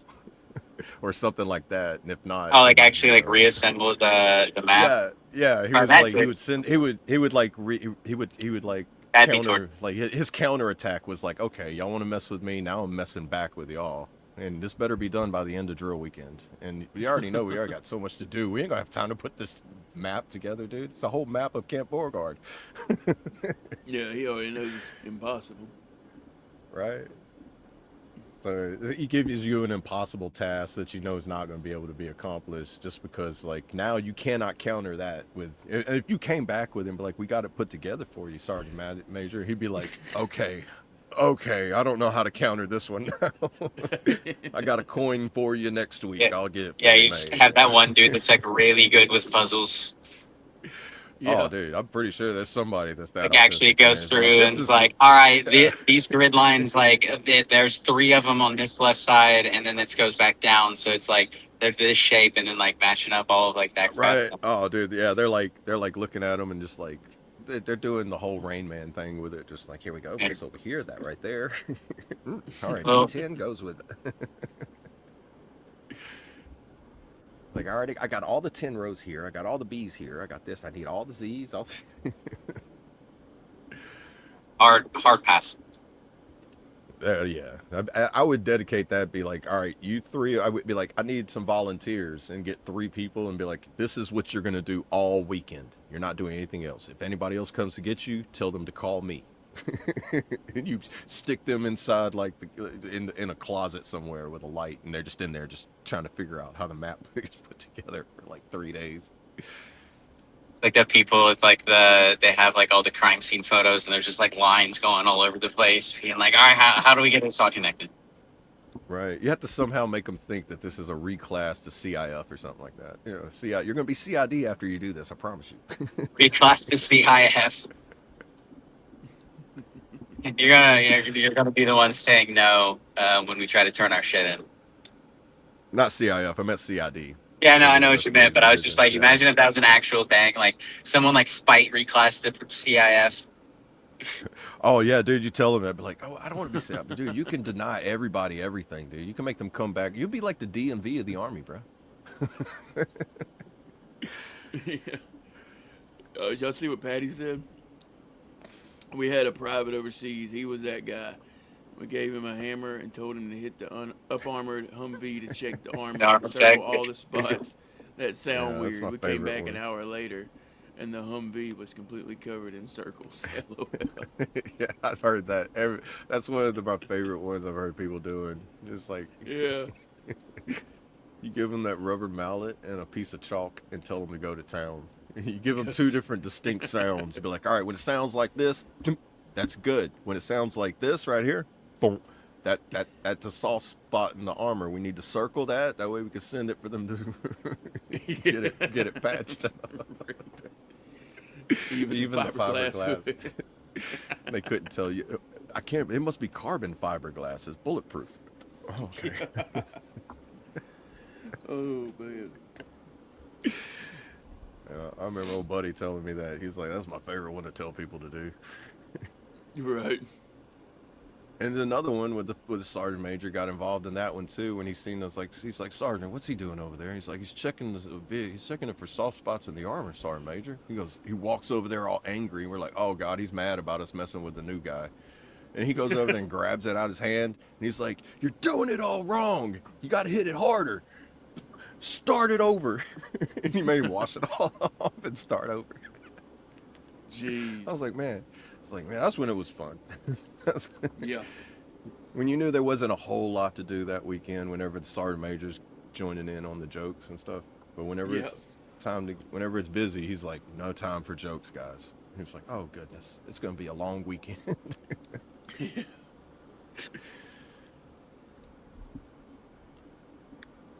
Good times. I've had one, but I've always had sergeant majors that were always like that and like fun and I know like there's one in drum. He like just took over for the battalion, and I think me and my buddy, it was like Friday, we did change of command, and me and my buddy were going out to a bar, and he was like walking through the barracks, and he was like, "Does no one like drink in the fucking barracks anymore? Like no one's in the day room." Like, no one's doing anything as if we're not allowed. He was like, what the fuck you mean you're not allowed? It's like literally in our rooms that max we're allowed to have 6-pack. Like it's a 6-pack, a bottle of wine, or a fifth. Like you can't have anything more than that. Like you're not allowed to do anything in the day room. He was like, bullshit. And I was like, literally CQ has like the memos from the old Sergeant Major. He went and looked at it. He's like, he ripped it out. He's like, this is not a thing. And he's like, what are you guys drinking? So him and his wife went and like got us like just a shit ton of alcohol. And we just played like beer pong and shit in the day room until like 4 o'clock in the morning with our sergeant major until his wife came and picked him up and really like, fuck yeah. And he's like, this day room, like the door will not be shut. Like you guys can have alcohol in your fucking rooms. Like that's dumb as hell. Like all of my best memories of being like a young soldier was having fun in the barracks. Yeah, it all depended on whoever the main command was that allowed you to have it. You know? Yeah, and there's always the that ones- one stickler, E5 or E6 or E7 that's always like, this is not allowed. No, it was the old sergeant majors like, I don't want you guys, because like they would have, like sign for like, you know, the TVs in the day room and all the furniture and all this other shit. He's like, I don't want you guys fucking breaking them. So like you had to like go and even like request like a key to open up the day room, and then like obviously do like all that bullshit. But like the only time anyone used it was like we would do like PT, and it would like end at the barracks or like some big battalion stuff, and they would like have like the day rooms is like where we like split off to do something instead of going back to the companies. But that was like the only time for like the 2 years he was in control. And then that one showed up. He's like, fuck that. Like, let's go. Like, what are you guys drinking? And then just literally came back with like 230 racks and like 2 bottles of liquor. And we just. Hell yeah. Hey, great morning, lady. Good to see you. How are you? Yeah, I think the only time they were really, really serious about that time where like no alcohol no more was that time we went to Camp Shelby and somebody ended up on the mandatory fun day. Somebody ended up having alcohol poisoning at like 10:30 in the morning. That's the only time they really got like super serious about like going through the barracks. I mean, like, we told you no alcohol. We told y'all no alcohol. They're like, not in the barracks. You had to walk a mile and a half to the All Ranks Club if you were going to drink. So by the time you walk there and then walk back, you already done walked off any kind of alcohol you drank. Yeah. So. Right. But it's like in the barracks, there's like, yeah. So I was trying to explain to my friends, because like I've never had a hangover, and they're like, "What are you talking about?" It's like, I've woken up still drunk, and like, what do you mean you've woken up still drunk? It's like, you know, you drink until 2, 3 o'clock in the morning, and then you wake up at 5 to do PT. Like you're still going to be drunk, and you're like, oh yeah, and then you run like 5 months. Like, you guys run while drunk, and I was like, you go to like any army installation on like. After a 4-day or like, you know, before they deploy or anything like that, and you go to like a PT formation, you could fucking smell it. Yeah, dude, just if they walk through, there with just one of those little breathalyzers, if everybody had their own, just to see let's see what everybody's blowing this morning. Yeah, Except right. like that like you would be last you'd month be surprised some people are deployment. still standing. Like, wow. Yeah. That last month before deployment, where it's like, you know, like you're not going to for a while, you know, not going like for like a year or whatever. Like you're going all like as much as you can. And then looking back on it now, you're like dumb as hell. But like, yeah, like freaking, and then go to PT and just like run 5 miles. But it's like, I've woken up still drunk, and like the transition of going from like still being drunk to sober like sucks. But I was like, I've never like woken up with like a headache, and they're like, what the hell? It's like, it's welcome to the army. I don't know what you want. Like just used to waking up and just running 5 miles whenever you could barely like get out of bed like at 30 minutes ago. Yeah. Yeah. It's like when you get done running that 5 miles, though, you're like, bro, that wasn't that bad. It's just because you couldn't remember the first 4 miles. Right. I'll be right back. When you finally come out of the blackout of the drunk, you're just like, whoa, bro, we're running. Okay. Looking around, looking at your shoes, and just like, did I throw up on myself? Did anybody throw up on anybody? I haven't Especially fallen. if you're in the middle I of the haven't thrown formation. up. Dude, I was always like one of the faster ones. So like anytime that first person that fell out, I was like, I got him. Just because it's like I'm not super sweating yet, but like it's going to happen. Right. So it's like, yeah, like it's first person. I'm like, I don't want to be next to like our first sergeant or anything. Like, and then meanwhile, he's probably in the same boat of like, Right.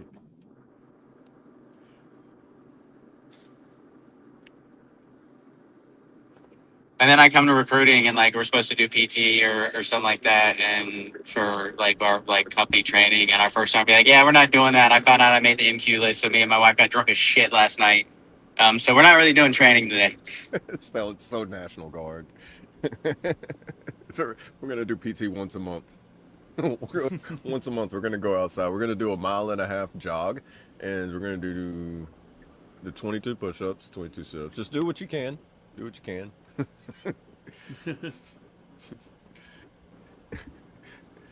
And it was funny is when you got like first sergeant or somebody who's like you could tell that they don't do PT on a regular basis, but I mean they're remotely in shape, but they're just like some exercises you could tell they just skip. Like I would skip leg day all the time.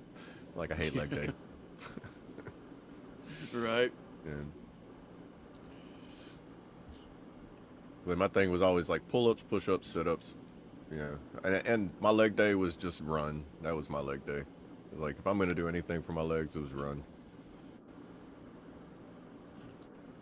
Yeah. Hey, great morning, Sling. Good to see you, brother. How are you? Which Oh, I'd and say that's Slang?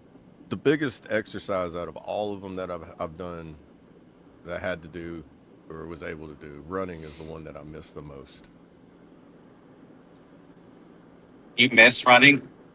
I miss it, dude. I miss being able to run like a 8 minute mile, just for fun.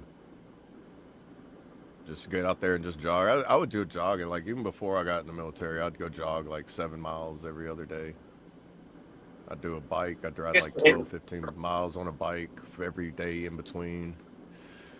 I was like prepping myself for like personal trainer and like marathons, cross country style stuff before I joined. So whenever I got in, it was like running was like super fun. But we always blew my mind as somebody that was like 5'2", 4'8", could run twice as fast as me. I always blew my mind. Like you got these little bitty small people just like feet moving as fast as I can be. And I'm like, yeah, I'm trying to catch up to them, but like I can't. I don't know how y'all do it, bro. Y'all Energizer bunnies just coming by. So, so like the Jetsons vehicle just. I don't know. My injury comes from the constant running and nonstop because I used to just run. I used to go to the post all the time and you go to the gym and like I'd spend more time on the track running than I would in the gym. It was a 1/2 mile track. I'd make like 4 or 5 laps around it. I mean, because when you're in and they like they would say PT on your personal time kind of thing. That's kind of how it was and through the unit is like, and whenever people would show like the numbers showing like the PT test would show that it's not like you could tell people weren't like doing PT on their personal time based upon how like physical they were on their test. Then that's when they started implementing it like every now and then in drill. We're going to do like small PT sessions for the ones. It was mainly for the ones who failed their PT test. They would force them to do PT. Everybody else got to go on their own.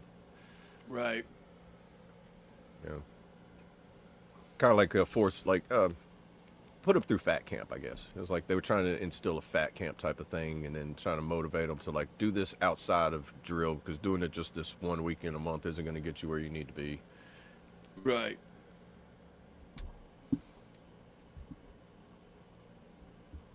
And I also had a lot of people to run with too whenever I was there. Like everybody in the motor pool ran. So it was like when we got done, it was like our personal PT was like you'd see everybody in the motor pool. We just pick a day, getting PTs, and just start running around post. Yeah. Right. And that made the runs fun too, because then you would get like you'd go into competitions with people and be like, all right, we do like 60 120s. I know people probably hate those. Yeah. Used to do those. Used to do those for fun. Yeah. Just take off, sprint until you can't breathe, and then start walking until you can breathe. Yeah, and once you for can 2 breathe, minutes, just take yeah. off sprinting again, and I remember that. Holy shit, that brought me back. Yeah. Hey, great morning, Basics. Good to see you. How are you? That's probably why my back and my hips and my knees and everything are all the way they are. It's because I used to compete with myself.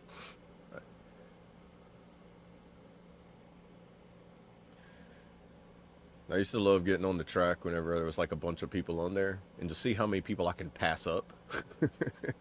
I'd just get behind them at a comfortable pace, and then I would just like it'd be a whole bunch of them, and then I would just use them as like a serpentine. I'd just zigzag through them, and then I'd find somebody behind me trying to keep up with me, and then some little person passing me up, and I'm like trying to catch up with them.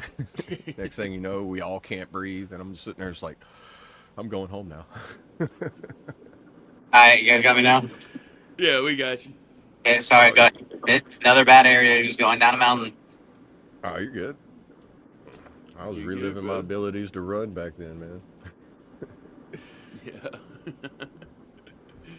So I think my fastest 2 mile was 13 minutes. That's the fastest I ever ran a 2 mile. Damn. What I was saying, I think before I completely got cut off, was like I feel like it's the stuff with the army. It's like if you enjoyed doing it before you were in, yeah, you don't like doing it while you're in or now. Like camping, I used to love camping. Right. Like I still go and stuff Yeah. now, but it's like now, like I'm not sleeping like in a sleeping bag outside in a tent, any of that bullshit. I was sleeping outside Yeah, you like got- in a tent, but I'm not like, freaking any of that. You need that. cool You need crap. that. You need some of that glamping stuff where it's like I need a tent little- gotta have 4 sections to it. Where it's a 3-bedroom tent with a living area. Each room has a queen size blow up mattress.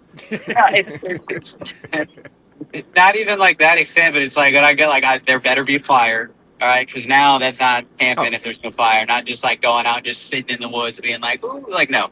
Oh, dude. No. No, even if it's scorching hot outside, you have to have a fire. There because better that's be gonna a fire. Kill the bugs. That's the only thing to put light and to kill the bugs that are like, ooh, go to the light. Yeah, it could be 100 degrees outside. If I'm camping, there better be a fire. Yeah, That's definitely. And Just how not cold or hot it is outside depends on how close I am to it, But Yeah. there has to be a fire. Yeah, Yeah, there has like to be a you- little you- body of water or something like close to there too. Like I don't know, it's something about night fishing. Being down here. I love That's night. during the cold time. Like crappie fishing or sakale, whatever y'all white perch. That's the best thing. Like during the cool seasons, just an all night fishing trip. Like, cause down here we set up yo-yos. It's actually like a yo-yo. You set it. When the fish hits it, it pulls it up. So you just go out there and set them, and then just every 30 minutes or so, you just go out there and check them. And then if it's got bait, you rebait it, and you get the fish. And in between time, you're just sitting around the campfire, just doing whatever. That's the funnest camping I like. Like when you go to like field training exercises where it's like, we're going to get there late. We're going to set up in the dark. We're going to do things where you don't have time to have fun. Then it's not really camping at that point. It's field training exercise. Yeah. I see where that in general makes people dislike camping so much. Because when I go camping, I like to have time to set up, relax, chill, enjoy. And then, but when you go on field training exercises, you're always getting there you're late. running You're and getting there in a gunning, yeah. rush. Nothing's organized. You got like 75% of the people there are just like, I don't want to be here. And that energy kind of bleeds out too. Yeah. And it's because like I want to like go field training camping and like exercises suck. have a fire, roast some s'mores, play some like catch with the football or some cornhole or something, and just like goof off for a little bit. Right. And, Hell yeah. Yeah, so I'm not gonna go like do that type of like just. I'm just gonna go and sleep in the woods for a weekend. Just see what happens. I got some sunflower seeds, and some Vienna sausages. That'll last me.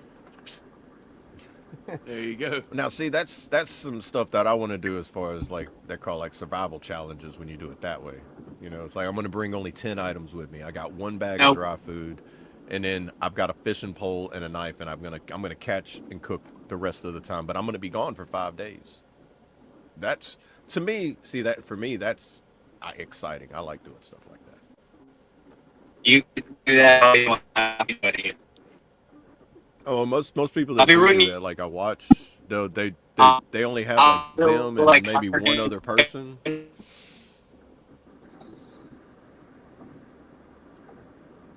The support would. That's what I'm gonna. I want to start kicking off my outdoors channel, doing stuff like that. So I'm trying to find places where you can like just do like I guess like homeless camp, but legally. You I know. enjoy watching that content. Like, is it the dad in Alaska that does it? Oh yeah, what's his name? I forget his name, but yeah, Like, I he's a prior service Marine, full to like watch and and he learn moved up. from. Yeah, him and his sons. They got a full blown Alaskan homestead up there, though. Yeah, dude, that Yeah, like, guy. I As soon enjoy as he watching posts a them, but I video, like he watch gets that like, and I'm like,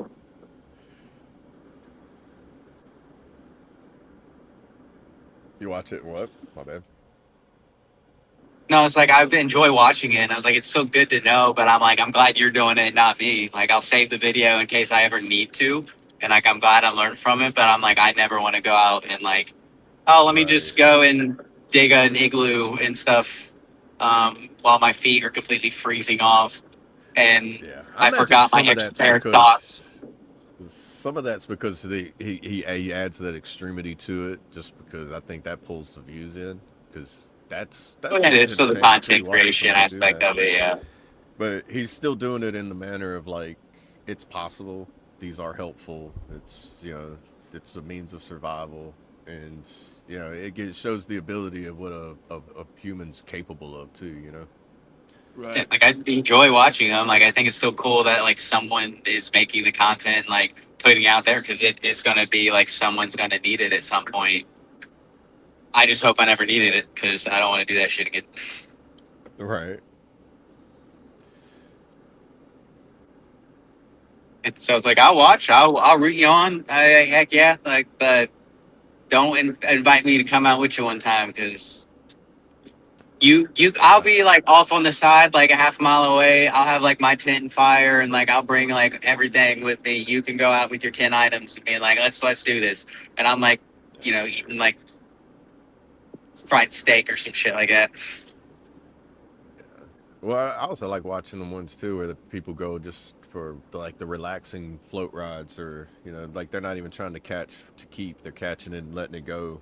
Just like either kayak journeys, hiking journeys, stuff like that, and they end up throwing a camping trip in that, which normally those are like 2-3 days, and you got enough food with you that lasts you for that. Like, I don't mind doing like I enjoy like hiking, like actually going on a trail and going up a mountain and all of that. But I usually am like I'm going up and I'm coming back down. Like I'm not staying overnight. Right. Like now, the extreme part version, like there's a guy Joe Robinette, and he does those survival journeys where he'll go on like a 7-day we call portages. He's up in Canada, so they call them portages, I think. It's where you're like you canoe or kayak to a walking trail, then you carry all your gear and your kayak or canoe, and you carry that on the hot walking trail till you reach another body of water, and then you just keep going, and that ends up being like 20-30 miles of journey, 4 or 5 days. No, those should take a special breed of people. That's what I want to do, something like that, but it's finding locations and the right time of the year, and then like being like how like stormy weather and everything like that plays like, which that rate makes good content, because it's like, will he survive? Well, if you Yeah, post a add to video, the yes, three. he survived. Right. Hey, that's awesome though, Basic. I'm glad you How you found doing, us. Basic? This is Welcome by to the veterans for the FOB. people. Yeah, welcome to the F.O.B, the Forward Operating Broadcast. This is by veterans for the people. We talk about real problems, real struggles, or we just wing it, talk about whatever. We're just here to help others move forward. Those in the dark, we could be a little bit of light for them. Show them that it's never too late to start over, and it's okay to keep moving forward. Always, it's an everyday journey. That's it. And we struggle too. We're not on the other. We're in recovery, so we struggle, but we do know that this too shall pass. Yeah. Today's the day. Amen. Amen. Hallelujah. What Sling say? So we need to do a FOB Outlast competition. You're like our own version of Alone. We Like Survivor. Survivor. we can. Yeah, well, that's more Survivor's more of like a game show. Like Yeah, we're all I'll there say together this. and doing that like team I'm development super course. The competitive. Alone is more of like who can survive all by themselves in the wilderness the longest.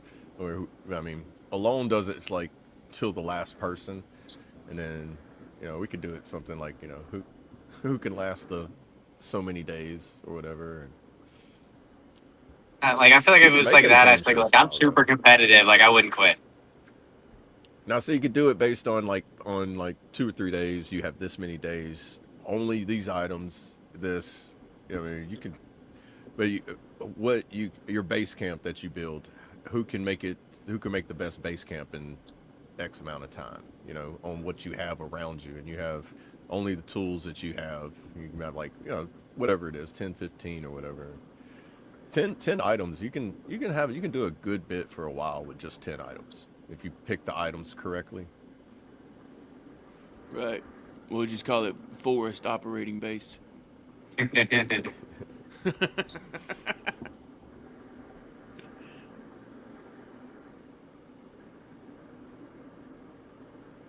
that would be interesting to do. That would be. Or just have what they have at Bayou Chico, they got a actual like building you can rent out it's like got like full bunk beds, sleeps like 40 people in it. Or you can have the primitive camping that you rent out is like big groups, and you got that specific like you basically reserve this campsite, so it's like a private campsite for like events and stuff like that. So you have something like that where you just like as a meet and greet type thing, where it's still the camping style of it.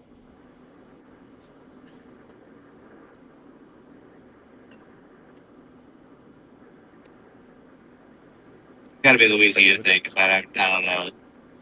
Well, yeah, it is here, but it doesn't really kick off here in Louisiana, because when I came here, I was talking to Mars and trying to get a camping group thing going, and it's based on the time of the year. Most of the time of the year, it's good to do. Most people are hunting or out with their family doing things like that, so it's like getting something like that here in this location is pretty difficult for it to be comfortable, unless you actually rented a building that had air conditioning. Because if you do the camping, like I say, if you're not from the cold into the spring or the fall into the cold, it sucks camping out here. It's just so hot. The mosquitoes and everything are so bad. You also like run the risk That's of when like it feels like field training exercises really suck. That's when it feels like that. you run the risk of like just a swamp puppy just like coming up and like chilling with you for the night. No, they don't really do that. They right now they're about to go into the mating season, and after that they'll be going into their nesting season. So that's when they get really aggressive. But normally the mating season is like if you're in the water, like I think there was a guy who was running from the cops and jumped in the swamp, and just from him making the noise in the water, it made the alligator come after him, and he got attacked by it. But it's also mating season. So Yeah, it was probably thinking that it was another alligator looking for a mate, and it's like, and then found out it wasn't what it wanted. I don't know I know he got injured really bad, but then that, and if they're hatching eggs or the eggs have hatched, the mother will charge at you just because it thinks you're trying to get at its young, and then after that, they're not aggressive at all. They get curious and they look at you, but they don't never really come up at you. If you're in Florida, it's a whole different world in Florida alligators than Louisiana alligators. Now in Florida, they'll come up to your front door and ring your doorbell. They do not do that in Louisiana, because I don't think they hunt them the way they do there as we do here. Here they see us. Revenge in Florida, huh? Yeah, it's like their relatives over there are just like, you know what they're doing to our people in Louisiana?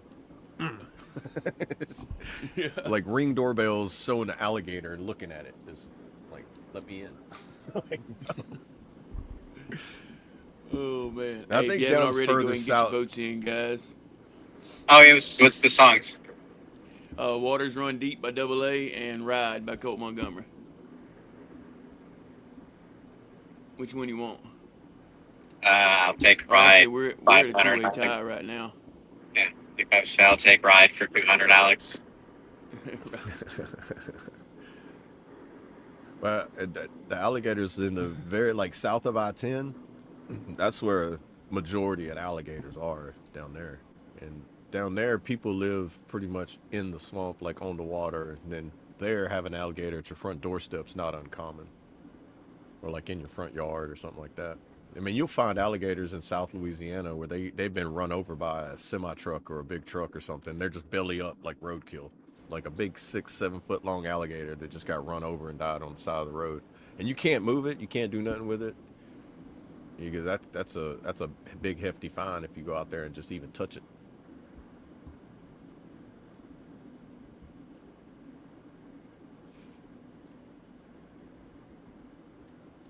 Is that his end? Oh, I can't hear you, Brandon. Do what? Oh, I thought you was talking. So we couldn't No, hear you. no, I wasn't saying anything. Oh, I thought it looked like you were talking. No, I'm like curling my lips because the drivers in front of me are dumb. Yeah, that's a nationwide problem there. People don't know how to drive. It's more of like we're in a construction zone now, and there's signs for 2 miles stating merge Oh, we left, lost Brad. and then and they're like, don't do it. So then they're like sitting there and like trying to force their way in, and then just like cut off a semi and almost get rear-ended because the semi is going 60 miles an hour. Oh, So it's just entitled dumb people. they're probably sovereign citizens. You ever seen them video? Oh, I mean, Yeah. me and my body I cams. was I've been not watching so driving, I many was sovereign traveling. citizens. Yeah. I love watching those just because it's like the arguments that they try to pull. It's just like, it's like, man, it's like the world you live in. It feels like you hit that, like you went through a portal through another dimension, and that's how it is in your world. But It's like they never win.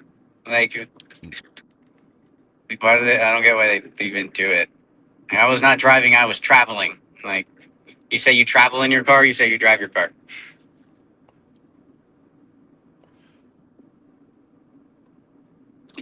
yeah, I've seen one. The last one I watched, the guy was saying that he somehow gets it to go to federal court, and when it goes to federal court, he ends up getting the cases thrown out or something like that. But I thought it was funny because like the whole time the guy's like arguing that he's going to get back on his motorcycle to drive off, and the cop's just sitting there waiting for him to get on his bike and drive off, so that because he told him you don't have all the proper tags and everything, you don't have a driver's license, and by the state law and everything, and he's going to get back on it, and he's like, he sees the cop still sitting there. And he's like, so is everything good? And he's like, I'm just waiting for you to drive off. He goes, why? So you can arrest me? He goes, exactly. Because I've already told you. He's like, fine, I'll call an Uber. And he goes, that's probably your best bet. Like, he spent 45 minutes arguing with a cop over a citation for not having a license or anything. And the whole time he could have just gotten Just an never, Uber and or like, just like the plate was tugged or something. So there's like stopped and just like talked to him. And then they're like, well, I'm in a parking lot. I'm like, well, how did you get to the parking lot? Thank you. You had to do something. Yeah, like the drunk driver at a place in his car that's sleeping behind the wheel, and they're like, you know, he had to drive there, and they're like, Yeah, because it's not like at a bar. It's at like a Wendy's like drive-through. yeah, in the drive-through, waiting for your food. Like you paid for it, and they're just like, well, he didn't move after he paid. Yeah, it's like if it's at a bar, whatever. There is some people that like plan on having a DD, and then their DD just leaves. So like, I guess I'll sleep in my car. And then there's the ones that like go to Wendy's. I've done that before, but I was like, if you do that, make sure that you have put the keys like in the glove box or somewhere under the mat, and not in your pocket. not in the ignition, and don't sit in the driver's seat. Sit Oh in no, the back seat. well, I always keep, mostly just because I've been driving so much, like in my personal car, I always have a pillow and a blanket in the back seat. Anyway, just in case I get tired, I'll pull up at a rest area and take like a little nap. Right. Just like if I did that, like I would, yeah, just climb in the back seat and just sleep there.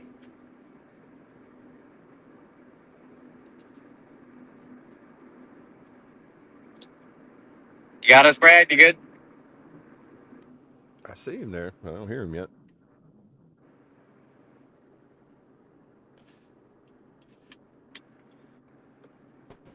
All right, can y'all hear me? There you go. Yes, sir. All right, sorry about that, guys. My internet went completely out. Oh, you good? Huh? It raining over there? No, it ain't. I maybe just did a reset or a update. I don't know, yeah. dude. It was weird.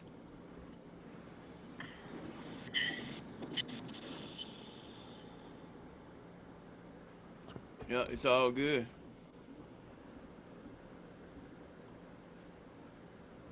What's the lady saying? She's trying out the sovereign citizenry. I don't think it's gonna work, Lady Savannah. I've yet to see it be anything beneficial for anybody being a sovereign citizen.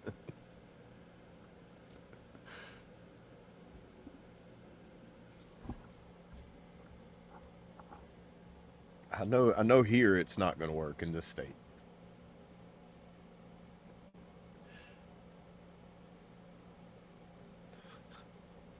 I've seen one person arguing with somebody at like McDonald's, and they was trying to tell them to take the taxes off of the purchase because they didn't support the country and they wasn't going to pay the country taxes, so they were demanding that they take the taxes off of the purchase.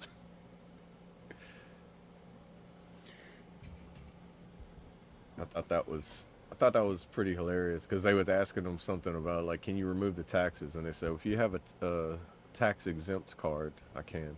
It might not have been McDonald's, but they were trying to get them to remove the taxes. And if you have a tax exempt card and you filed for that, and you got it, you get tax exemption.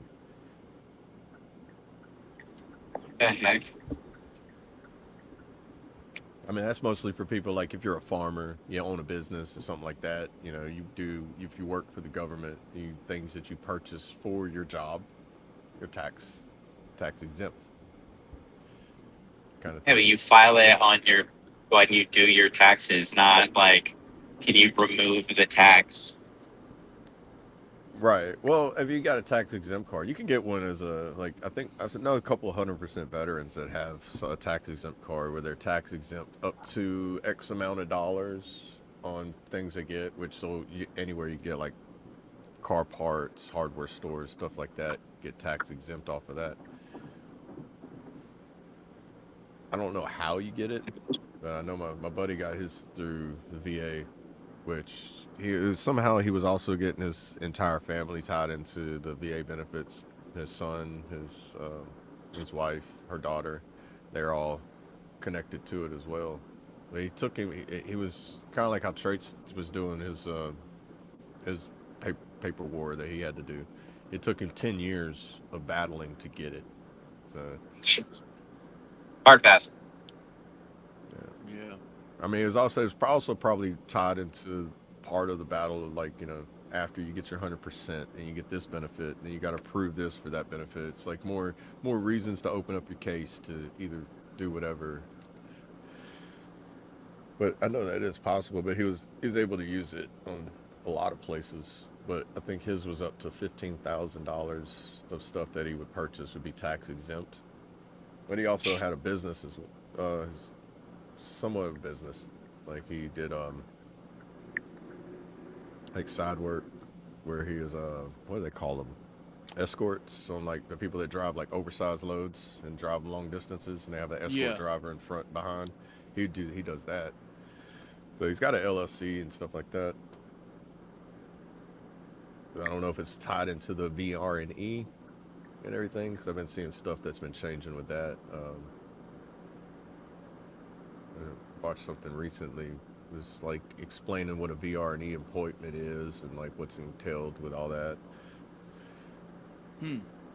Interesting. But the way that guy was explaining that one, it sounded more like the CWT we have here. It's more like we're gonna help you get a job. Like we're gonna help you get a job, not like veteran loan thing. Like I've heard some ways of saying like where you can get a business loan.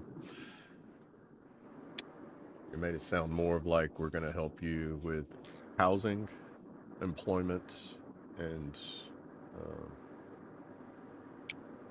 travel. Like if you need like help you get something in a per means of travel.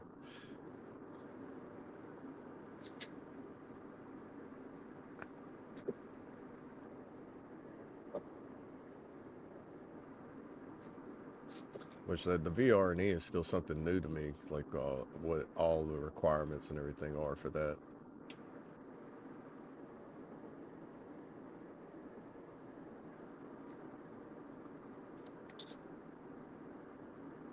Oh, there he went again. Bear with us, peoples. Unfortunately, we don't have the ability to play any music or go on another break at the moment. The man who can push the buttons is the one having the technical issues at the moment, which is...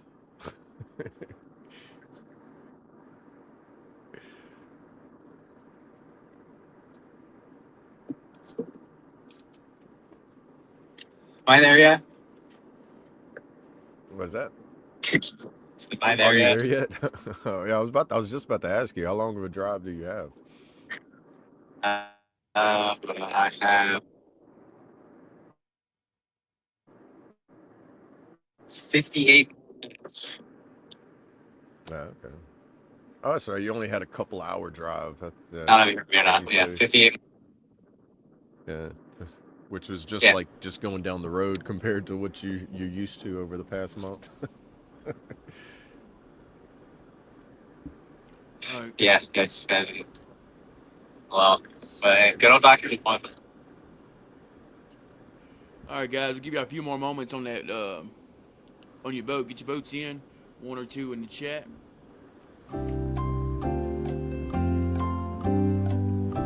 Question is, so why don't we see Smokey the Bear anymore? Answers in just a second. Can y'all hear that? Yeah. Yeah, okay.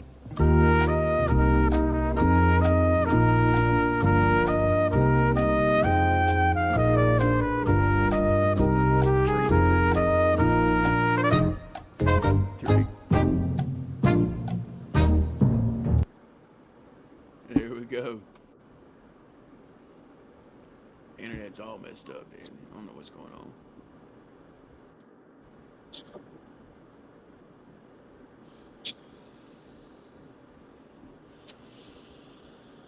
Alrighty. And to answer your question, Sling, he doesn't appear on TV as much anymore, but he's more on radio and websites, social media, radio, and websites. So like Smokey the Bear has a TikTok. Probably does. Him and the AI Bigfoot are probably making like viral videos, and we just don't know it.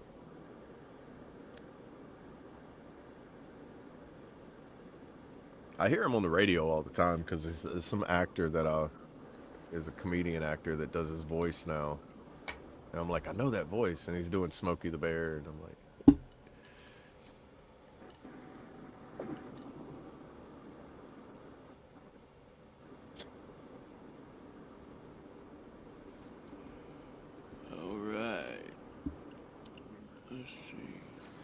Sounds bad. I bet if you wore a Smokey the Bear t-shirt around those American pickers, they'd be like, sir, how much do you want for that shirt? And they start a bid. It's like, I'll give you $25 for it. You could be like $250. You'd be like $75. Yeah. I haven't seen that. I used to watch that so much.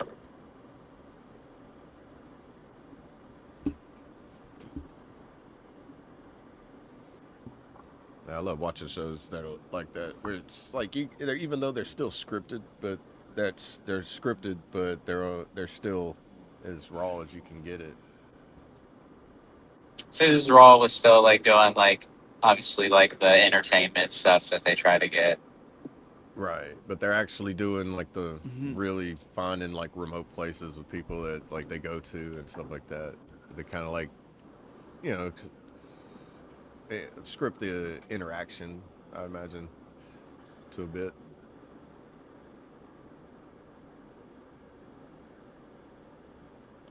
Well, Sure, y'all ready to some of shut the this thing stuff, like, down? yeah.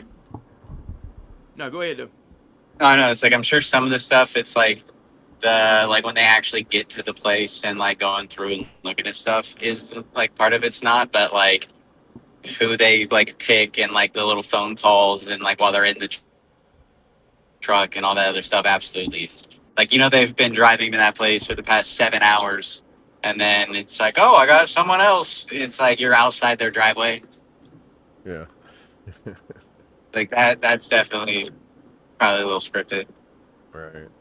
Yeah. It's still a good show. Still enjoy like all the cool old shit people find. Yeah, I like it. I like watching it better than watching Pawn Stars. Pawn Stars was way too scripted for me. American Pickers seemed more like you knew they were going someplace that, and they're finding locations and actually driving there Yeah. Yeah, that's versus it's some versus stuff like that people have in their garage. versus hey, I'm gonna pay you $100. Bring this into me, and we're just gonna have a interaction. How about that?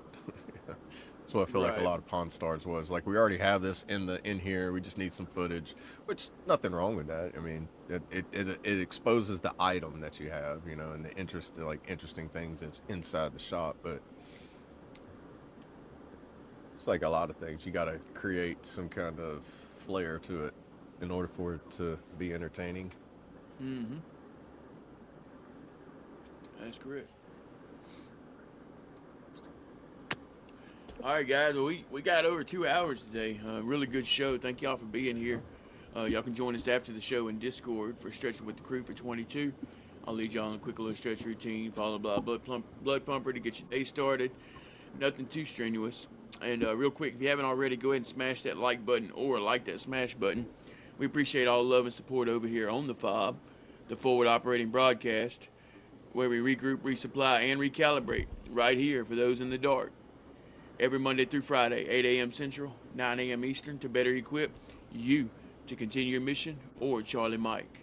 Remember, you do matter, you are enough, and you are loved. If you're struggling, don't be afraid to reach out to any of us on this panel. Hop in that Discord, or if you think you know someone who's struggling, don't be afraid to reach out to them, whether that be a text message, a voice text, phone call, video call, FaceTime, however you need to get a hold of them to let them know you're thinking about them. Because you never know who that might help. Like Trait says, save that one. I want to leave y'all with a little motivation. Today's the day to keep your eyes forward. Move boldly towards your goals. Break old habits. Walk through fear with confidence. Commit fully to your purpose. Build a stronger mindset. Let your effort speak for itself. Turn obstacles into fuel. Stay grateful through the grind. And choose consistency. Y'all stay motivated, stay hydrated, and remember, today's the day to have a thriving Thursday. Hope. Oh, Love y'all. there you go. Love you, brother. Go ahead, Brandon. Yeah, appreciate y'all tuning in with us on this fabulous Thursday morning. And for another, adventures of Staff BB on the road. That's right. But I hope you all have a kick-ass rest of your day. And we'll see y'all tomorrow morning for Red Friday. And, no one's told you today. We love you. We appreciate you. Much love, everyone. Have a great day. Oh, Yeah, yes, sir. Oh, I love you, brother. Stay safe out there. yeah, it's another like 50 minutes. Gotcha. Appreciate you, brother. Appreciate everyone tuning in, leaving comments, and hanging out with the crew. Take care of yourselves. Look out for the person to your left and right. And we'll see you guys back here tomorrow morning. Y'all have a good one. Like I said, remember, you matter, you are loved, and you are enough. And watch your six, watch your battle six, and just keep your eyes on the mission forward. You guys have a great one. We love y'all. Double A, and let's pray. Dear Heavenly Father, We thank you for today. We thank you for the gracious life that you've given us. I ask that you just touch everybody and keep them safe, keep them calm, and allow us to obtain the wisdom that you put forth in front of us. As the road narrows, allow us to be able to keep our balance and help those that have fallen and help them up so that we can grow stronger together and be able to walk this path and be able to get to the end. I ask that you give us this in Jesus' name, I pray. Amen. Amen. Amen.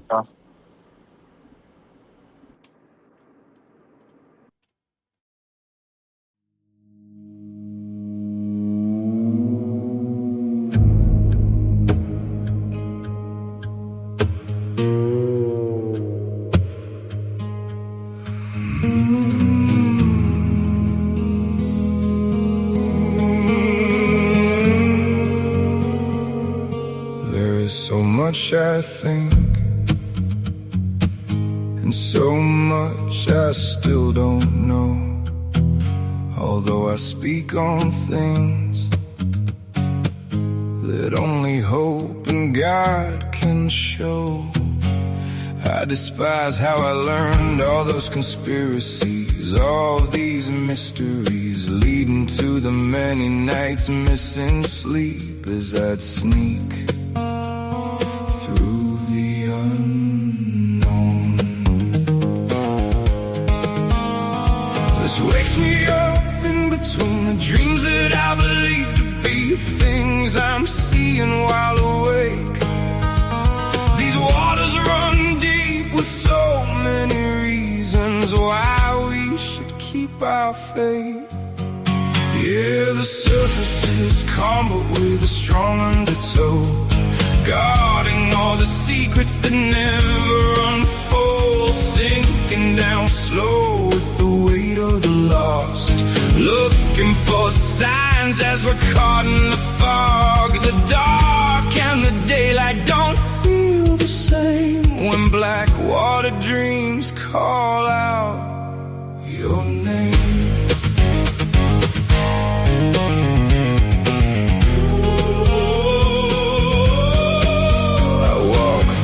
Trees between tall pines as I talk to the sky, searching for truth that money can't buy. Secrets underneath the cold hard clay, praying flood waters don't wash them away. The floorboards are creaking, the lantern burns low, chasing a ghost only broken hearts know. But a warrior soul don't break in the mud, they carry the storm and the rush of their blood. This wakes me up in between the dreams that I believe to be things I'm seeing while awake. These waters run deep with so many reasons why we should keep our faith. Yeah, the surface is calm with a strong undertow, guarding all those secrets that never unfold, sinking down slow with the weight of the lost, looking for signs as we're caught in the fog. The dark and the daylight don't feel the same when black water dreams call out your name.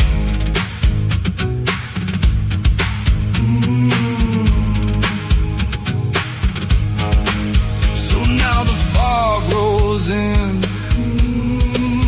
and as the sun descends, I'll stand on the bank till the world meets a different end. As I piece together puzzles here in the dark, waiting for one single heavenly spark. Skin tough as iron and the mind's wide awake, counting the ripples the raindrops make. They think it's a prison, they think it's a grave. These are the waters causing so much pain. The shadows are moving, stretching out wide, nowhere left for the truth to hide. Deep in the thick where the evil cry, under the sky. This wakes me up in between the dreams that I believe to be things I'm seeing while awake. These waters run deep with so many reasons why we should keep our faith. Yeah, the surface is calm but with a strong undertow, guarding all those secrets that never unfold. Sinking down slow with the weight of the loss, looking for signs as we're caught in the fog. The dark and the daylight don't feel the same when black water dreams call out your name. Waking up, looking deep in the black water dreams where the shadows sleep.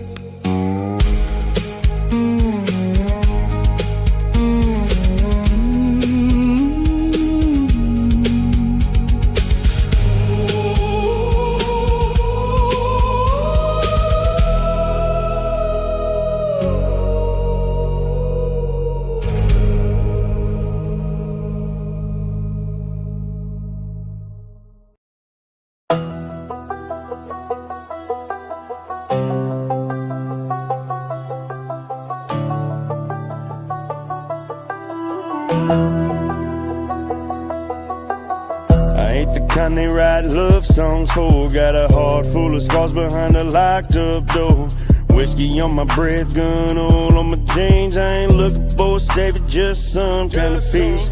Mama said, boy, you were born to raise hell. Daddy taught me life is war, not a fairy tale. Never fit the mold, never played it sweet, but I wear my dirt like a badge in the heat. I ride where the law don't reach, where the wolves still howl and the lost men preach. Got a cross on my dash and a 45 for the snakes that smile and the ones that lie. I ain't looking for grace, just a little bit of right in a world full of wrong and long cold nights. You can judge my soul by the road I ride. I'm built on hard truths and hollow points tonight. Tattooed on cracked knuckles and steel. I pray to the wind cause the pain don't heal. Ain't no preacher man ever saved my sins, but I only talk to God and the ghost of friends.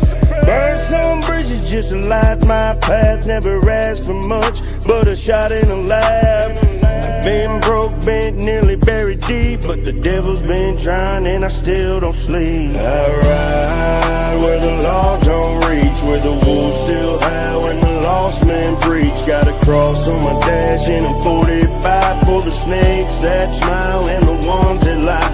I ain't looking for grace, just a little bit of right in a world full of wrong and long cold nights. You can judge my soul by the road I ride. I'm built on hard truths and hollow points tonight. They say outlaws fade like dust in the wind, but I'm etched in chrome, I ain't giving in. One foot in the grave, the other in flames, but I'm still standing on my name. So I ride where the law don't reach, where the wolves still howl and the lost men preach. Got a cross on my dash and a 45 for the snakes that smile and